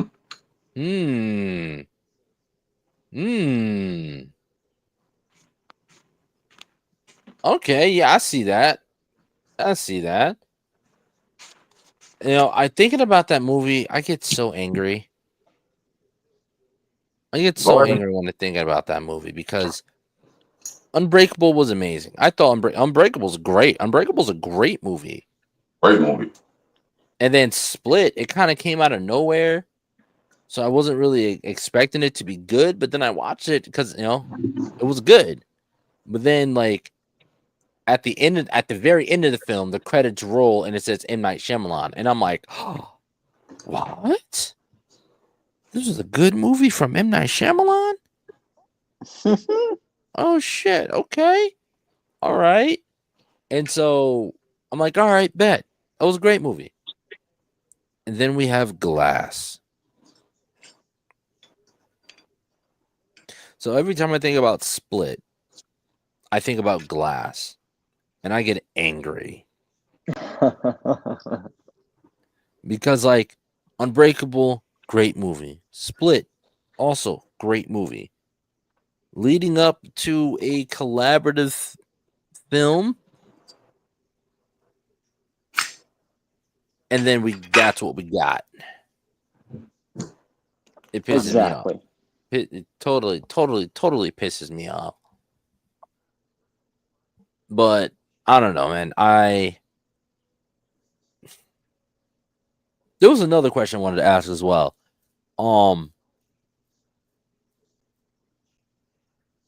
It was about casting. It was about casting. It was a question I wanted to ask about casting, about like who you would cast as somebody. And I don't remember what it is, but if not, I'll figure it out and I'll ask it next show. I'll ask it next week. But no, man, that character we can talk about. Yes. Oh, yeah. So it was about the Sinister Six, right? Oh, okay. So this question might be geared a little more towards triage, right? But Jay, by all means, throw in if you got one, okay? Mm-hmm. Sinister Six.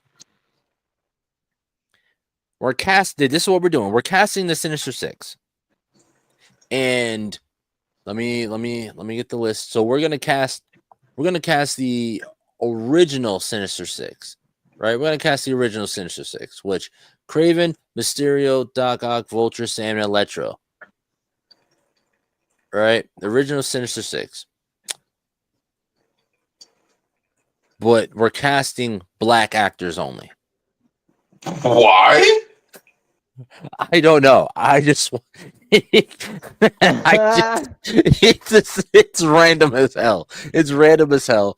But I'm interested. If you were to cast an all black Sinister Six, who are you picking? For who?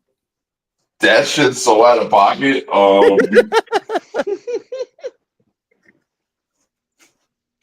I don't know. I'd have to think.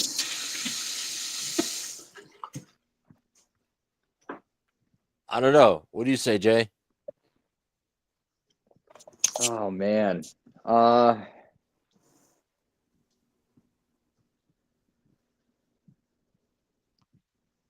Denzel Washington. Oh, Denzel goes in everything. As who?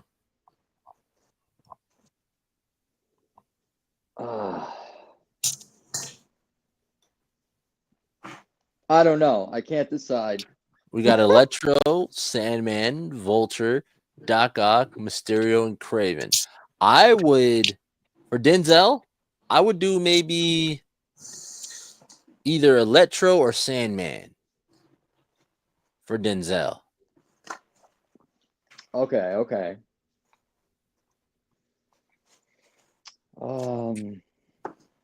I got one. I got one. Mysterio. LL Cool J. I was gonna say Michael Jackson.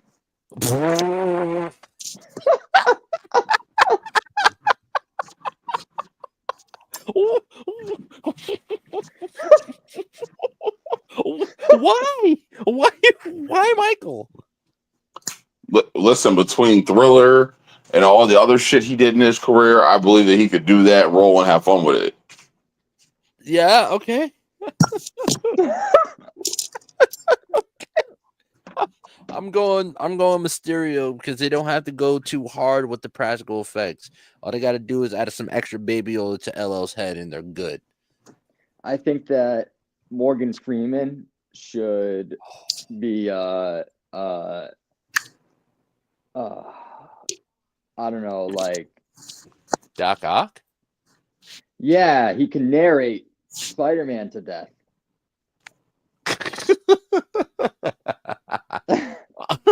So we got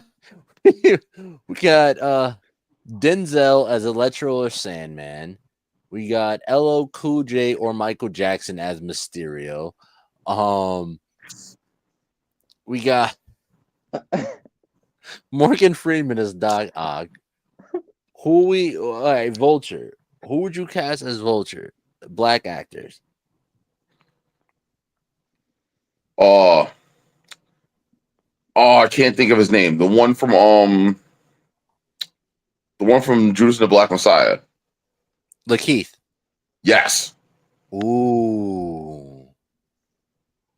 Actually, I can see Lakeith playing a really good Mysterio.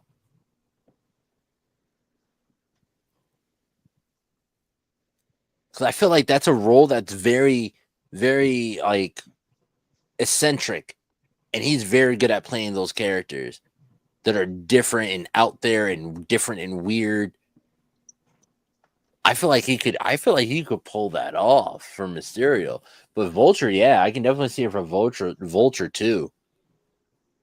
All right.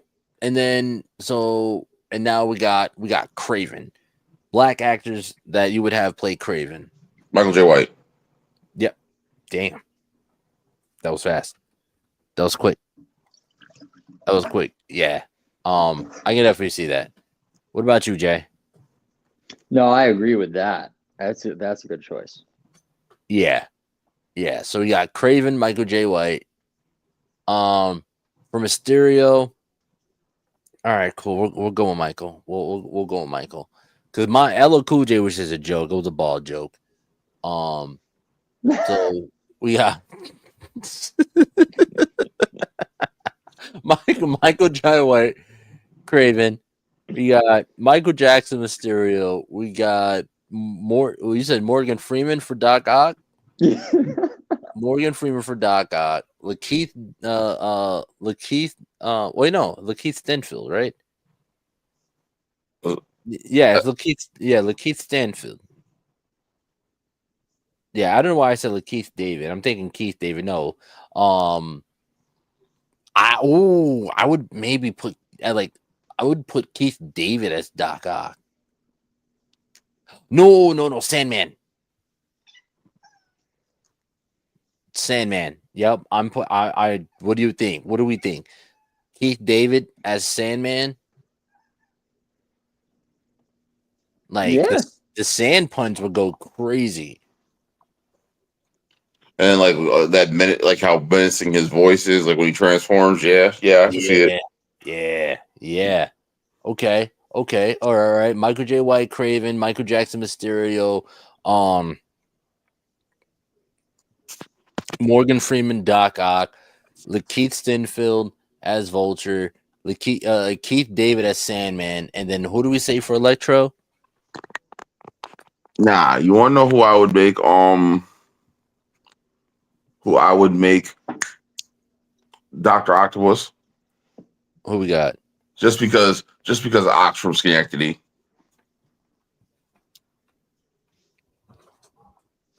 If I had to pick someone to play him, for who's modern, who to make him more modern, and I'd let names on the tip of my tongue. Daniel Kaluuya. Oh. Like I could see him playing him and being and keeping that level of intelligence, being menacing, and also being like extremely subtle. Why does Doc being from Schenectady got to do with Daniel? Because he's gonna bring the swag that our Schenectady niggas got. Wait, hold on. Are you telling me Daniel's from Schenectady? No. That's what I'm saying. Okay. That's what I was like. That's why I was confused. I was like, wait, what? Yeah. But I feel like every last one of them will be able to bring that swag. That only. No. Okay, I'm go back to what you said. Yeah. Daniel is Doc Ock, and we already know, man. Oh, this lineup is getting better. At first, it was very jokey, but now it's getting better. Michael J. Kraven, Michael Jackson, Mysterio. Could you imagine like he hits Spider-Man, moonwalks away? I'm just saying. I think I've moonwalks into the mist and disappears. And then like it spills off into an echo. He spins the globe, does it around, catches it like it was his hat. Oh my god. Oh god. The whispers as well. The whispers. Oh my god. Can you see me, Spider-Man? Am I over here? Am I over there?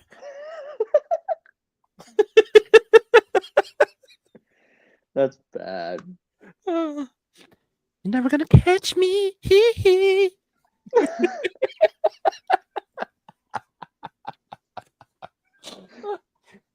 can't hit when you can't see. Shimona.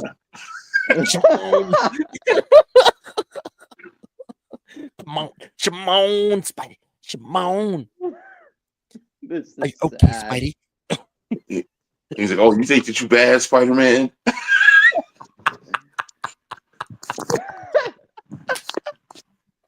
Oh, yeah. All of a sudden, mad alarms coming up. Time to beat it. Like, damn, he's a smooth criminal. Like, I can just. Oh my god, I can't. It writes itself, man. It writes itself. I'm telling you, hilarious. Oh, Jesus. Oh, my God. Oh, my God. He's like, what are you doing? Staring at the man in the mirror? He's just looking at himself in fucking in the globe on his head. That's fucking hilarious. Oh, my God. Oh, my God. That's funny. Great. That's fucking great, bro. Like, the world's never going to change, Spider-Man. It's human nature. Like, just.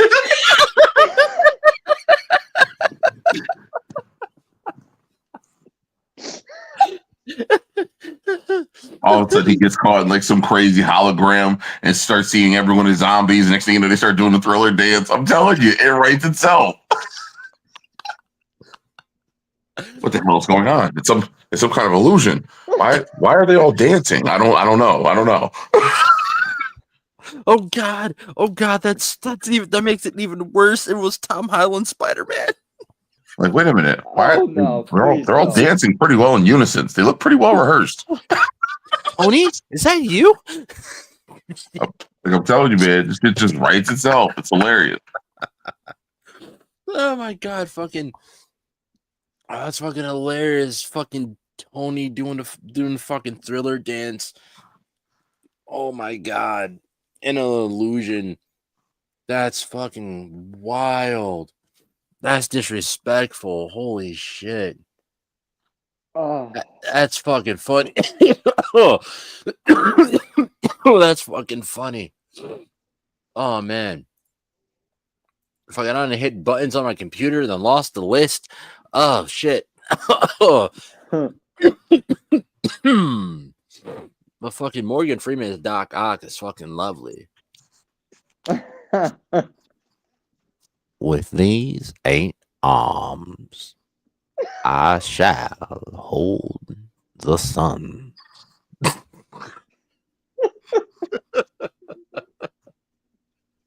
So we can unite right after we kill this motherfucker. I think Samuel L. Jackson As Electrode. Nah. I'll put a shot to your motherfucking system. Samuel Jackson, nah. I want to know who's Kingpin. Who are they all working for? So, want to know what's crazy? When we talk black and we say Kingpin, you already know who the first person that comes to mind is. Michael Clark Duncan. Absolutely. But you know, he sadly passed. Yeah. So who would you pick to play Kingpin now? Because I don't hate Vincent D'Onofrio's portrayal of his character, but I don't believe he's the guy who runs New York City. Yeah. Yes, exactly. At least as of right now, he seems a little too soft. Like perfect example. Like just like how like you sat through the Batman. Yeah. Like I forget the Italian guy's name, the one who played Carmine Falcone. Oh. Shit. Is he Italian? No, he's the guy from fucking He's that played Falcone. The one from Transformers. Yes, he's from Transformers. Yeah. The one who was like, oh, I'm from Sector 7. Never heard of it. You never will. Oh, Yeah. that guy? Yes. Yep. Because in the movie, he's Falcone. But like, once again, I'm not taking nothing away from his acting skills, but I don't believe he's the guy who ran Gotham City. Hold on. Did they changed actors? They did. Between the Batman movie and the Penguin show. Yes, they did. Oh, I thought Mark Strong played him in the movie too. Nope. Oh shit, John Turturro. Yes. Like, once again, I'm not taking nothing away from him, but I don't believe he's the guy that runs Gotham City. Yeah, Honestly, his acting was good, but it was just not. I get what Triage is saying. It's just not believable. No, yeah, absolutely. I feel like Mark Strong playing him in Penguin, that's far more believable. Right. So, like, if I had to pick someone, like stature-wise, but the problem is like if I pick someone stature-wise, they also gotta be able to act. Wait, so we're going King. We're still talking about Kingpin, right? Yeah. Black actor to play Kingpin.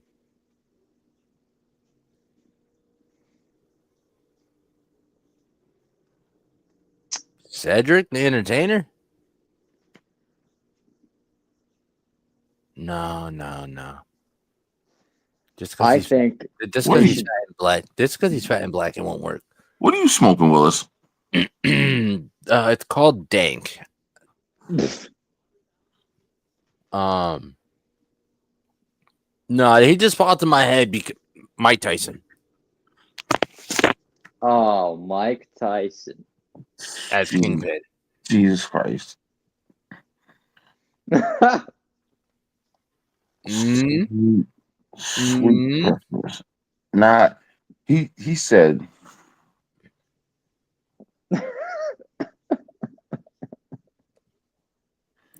you want to know who I think could do it, but he have to bulk up all right.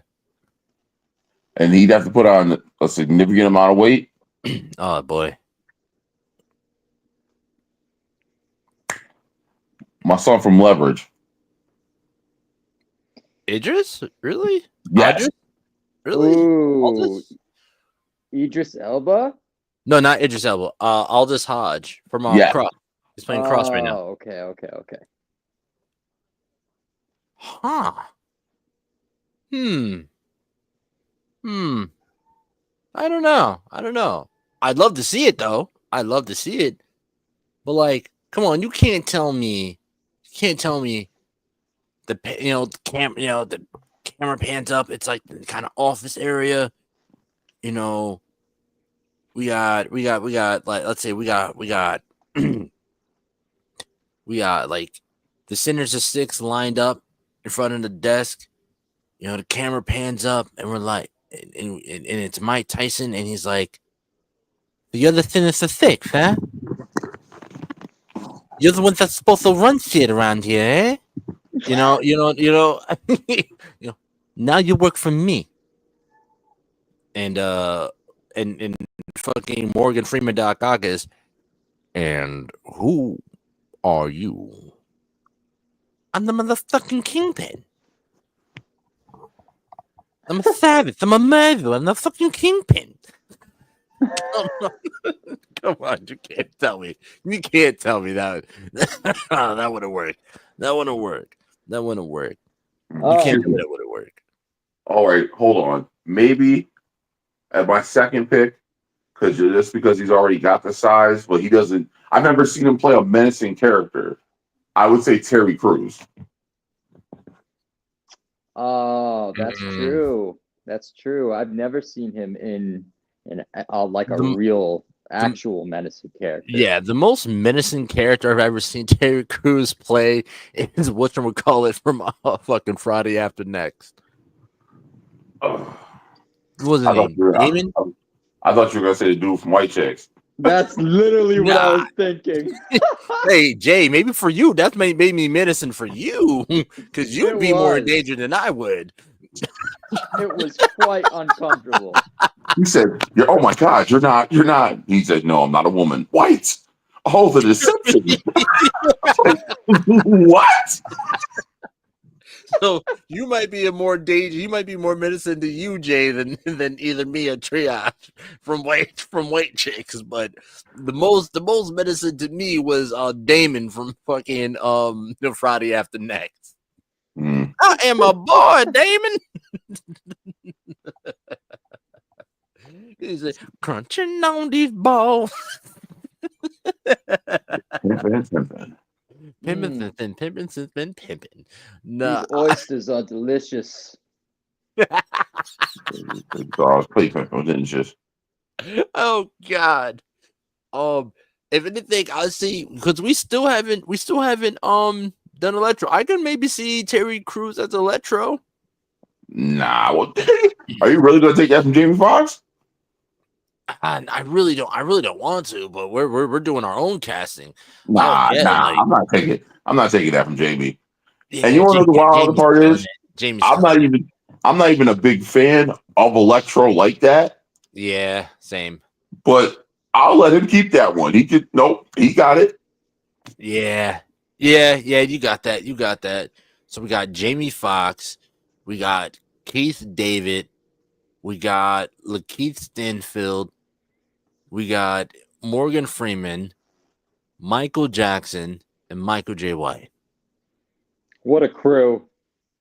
I can just imagine Kraven every time he fucking throws a spear. It's sweet. He throws it. Dynamite. Look out. Just imagine the fucking Kraven talking with like the fucking, when Kraven talks, he speaks in jive. Oh my God. Here comes some slide, Chad. Oh man. Because he Oh said he man. can't hang. that would be wild, man. That cast would be wild. You turn around like, what did he just say? I'm still trying to figure it out. Like talking to Pootie Tang, don't no one know what he's saying, but his one man to translate for him. You said stop.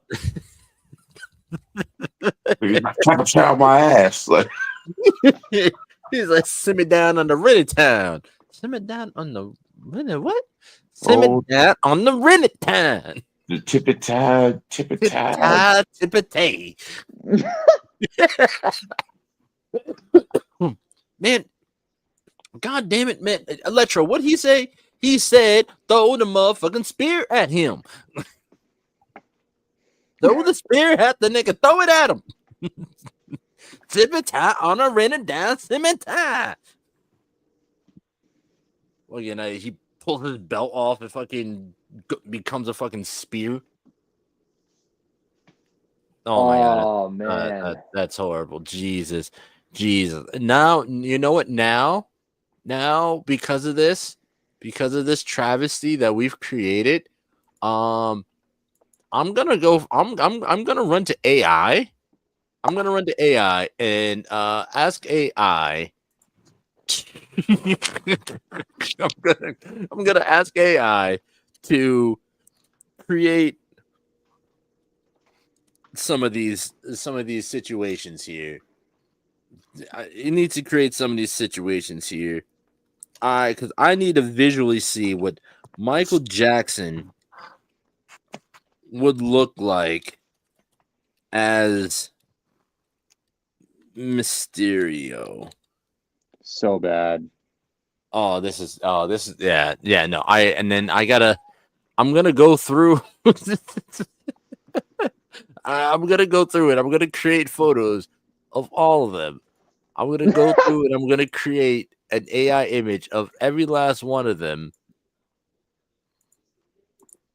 and see it just so I can see what how this works, because and then we can put them together and I'll post them all and we'll see what people think.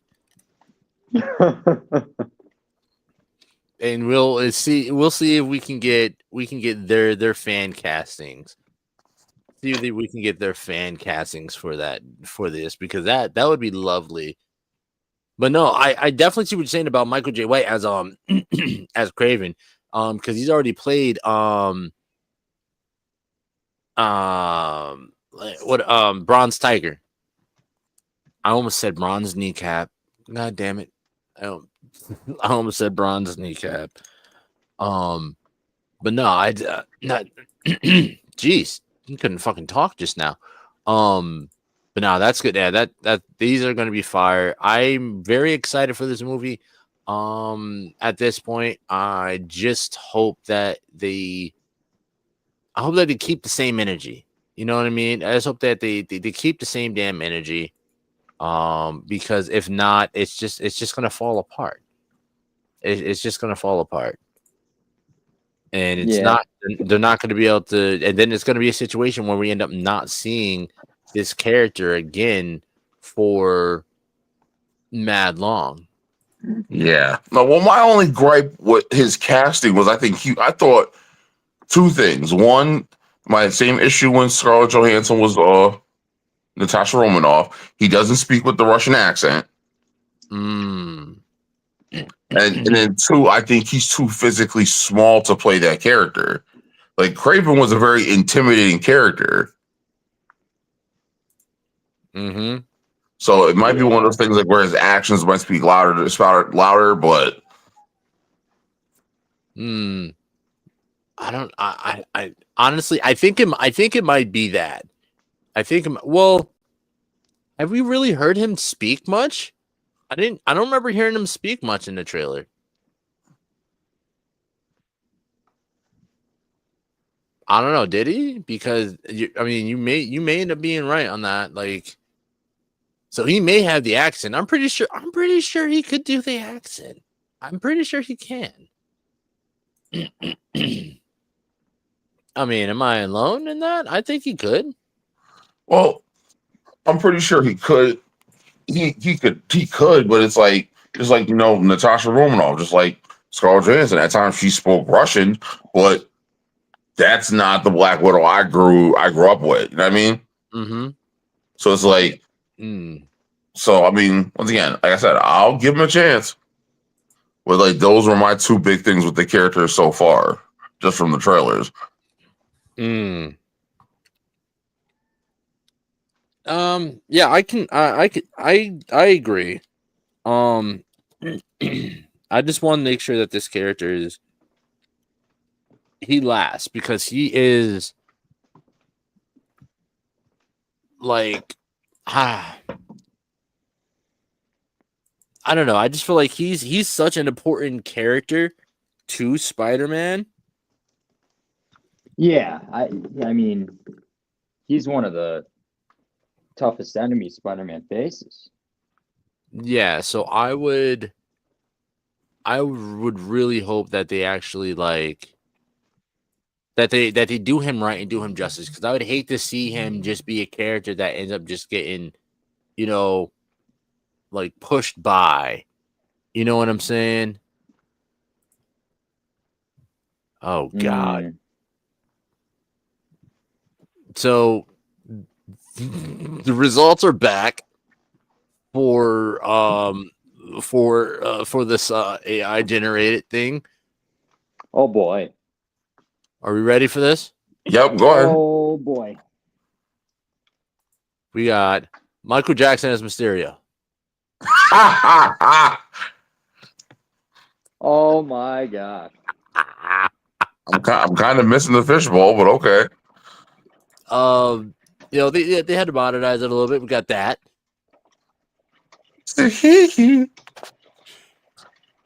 Why does he have a big ass bucket hat / fedora on? Because it's Michael Jackson. Oh my. I like this. I do like this one. Nah, that one I can't.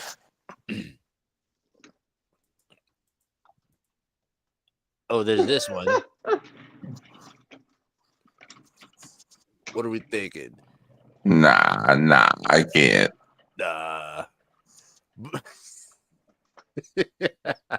You typed them in for all of them or just Mike? No, I just did Mike right now. That shit is hilarious. That was good.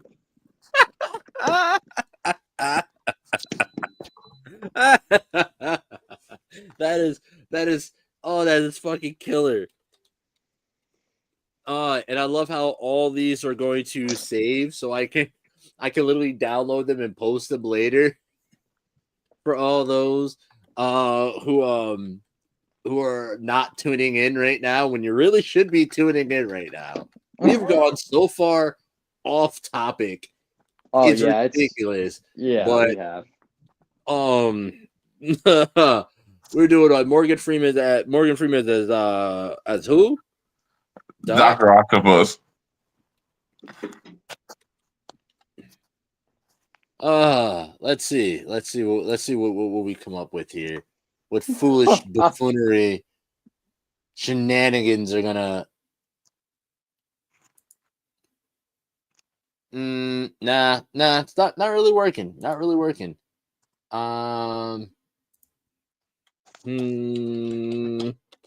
More details and maybe might work. More details.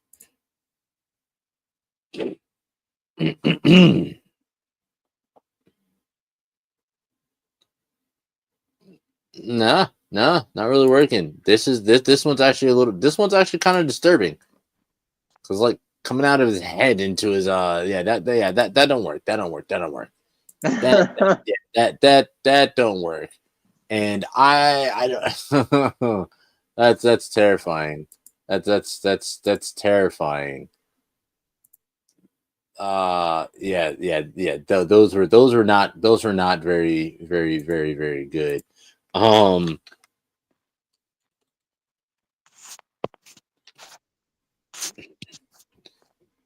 And then we said what? Lakeith Stanfield as who? Stanfield as who?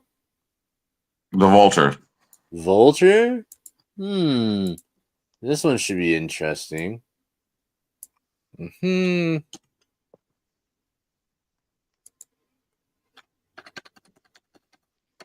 As Vulture from Spider-Man.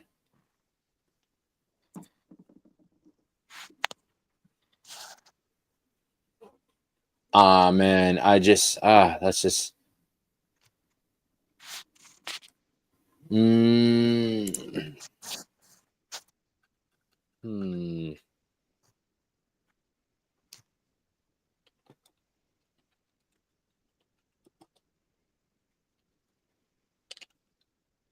I don't know, man. It's not doing it. It's not pulling it. Oh man. Come on, AI.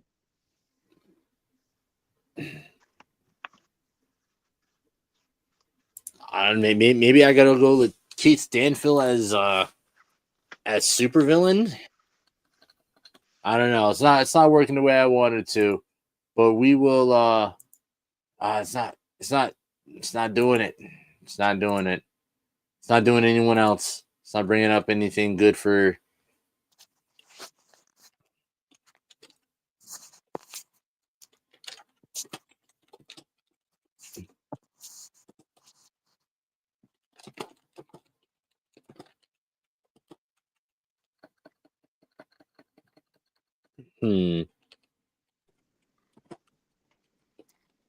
Let's try this because this is this. Oh man, please work. Please give me something that resembles. Not what I was expecting here. Not what I was expecting to happen here. But this is what we got. Oh wow. It's like a black archangel. Yeah, right.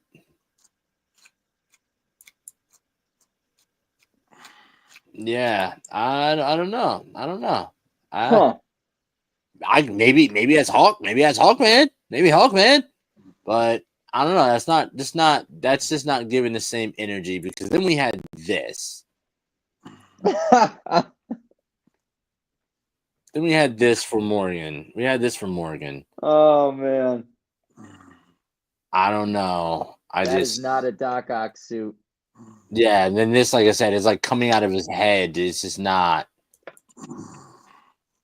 Yeah, these are just not it. These are just not it. But no, yeah, I will look into playing around with some of these and see if I can find an AI generator that can really do what it is that we're looking to do. But I think that there are specific AI generators like specifically for this. Yeah, probably. Like with having characters or actors like be portrayed as something else. I think that there is. I'd probably have to get like a photo of the actor, like full body, put it in, and then say add Dr. Octopus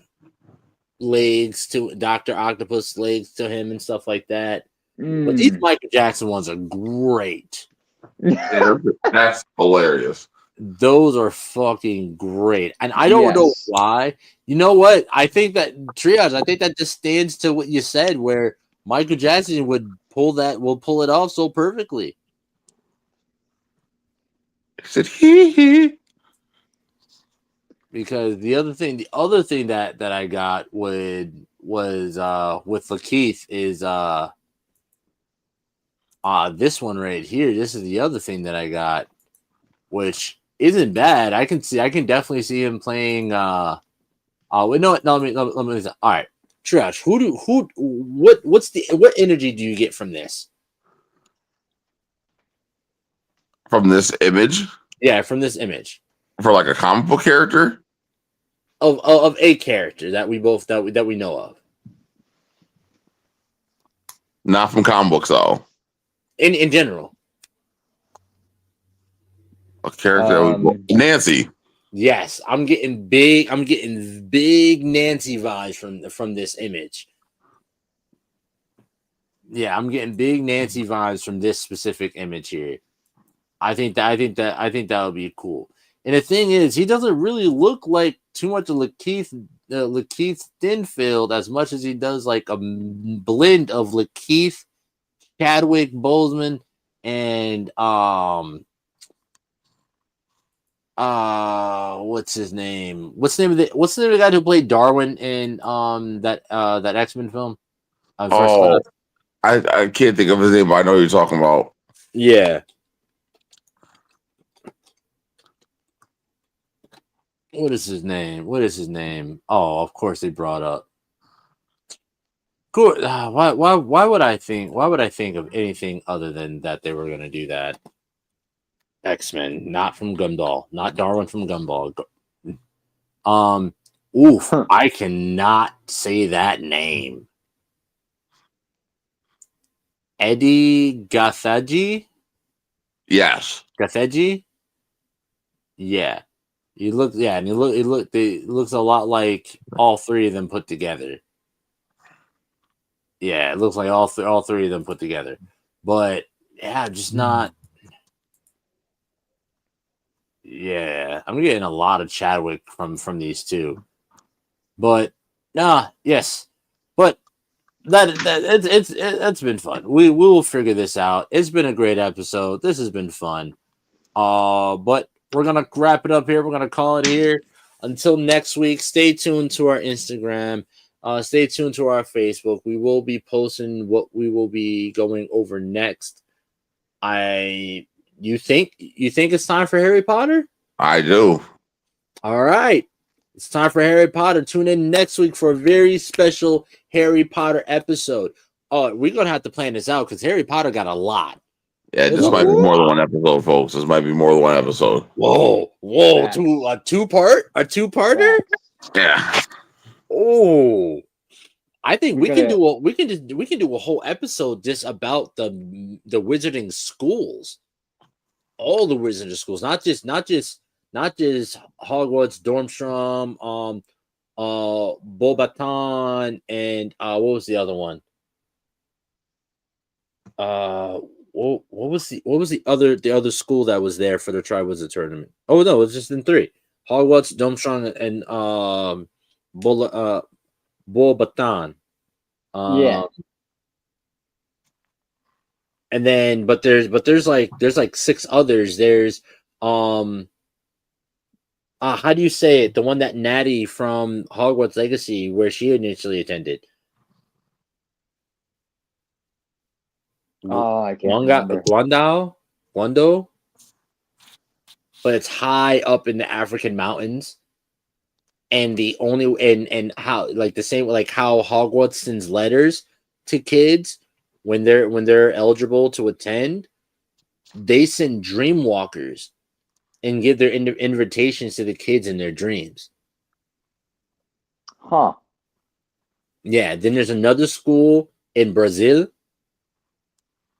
Then there's of course there's a school in America. There's the American Wizarding schools. Oh, we can do a whole episode on the Wizarding schools. To be honest, if you really wanted to do a thorough go over of Harry Potter, we're gonna have to do a 4-part. It's gonna have to be 4 parts. Listen, we can make it a month-long thing as far as I'm concerned. Sure. I'm down. I'm down too. So we got a week to plan a month of content. All right. Okay. Like if we're gonna I think that's gonna lead us. I think that will lead us to our 1, 2, 3, 4. Yeah, that would lead us to our anniversary. Okay. We can choose like 4 topics. Yep, four aspects of the Wizarding world to talk about for each episode. Ooh, last episode we can run trivia. Ooh, that sounds exciting. And we can have that be a part of our anniversary celebration. Because literally the next day, because the last episode will be on December 15th, the next day is December 16th, which is our anniversary. And then we can talk about Kraven next week after that, because Kraven won't have dropped 3 days before. Y'all heard it here first. Y'all heard it here first. That's what we doing as anniversary celebration special 4-part episode on the Harry Potter Wizarding World, leading up to our anniversary special on December 15th, 7 p.m. Be there, because we're going to be running trivia, dropping trivia, and we're going to be, honestly, fuck it. Let's give away some merch. Let's do another merch giveaway. It's been a while. Do a merch giveaway. So we're gonna run some trivia. We're gonna pick trivia questions, and whoever gets only people who get 10 out of 10 will receive merch. Sounds like a plan. All right. So until next time, this has been the Super Breakdown. I'm Power Maximus. We're here with everyone's favorite demigod, Lord Triage, and the Darth Legacy himself, Jason M40. And we will catch y'all next week as we start our countdown to 3 years with our Harry Potter 4-part special. We love you guys, and as always, remember, fuck prep time. Fuck prep time. Fuck prep time. Yeah.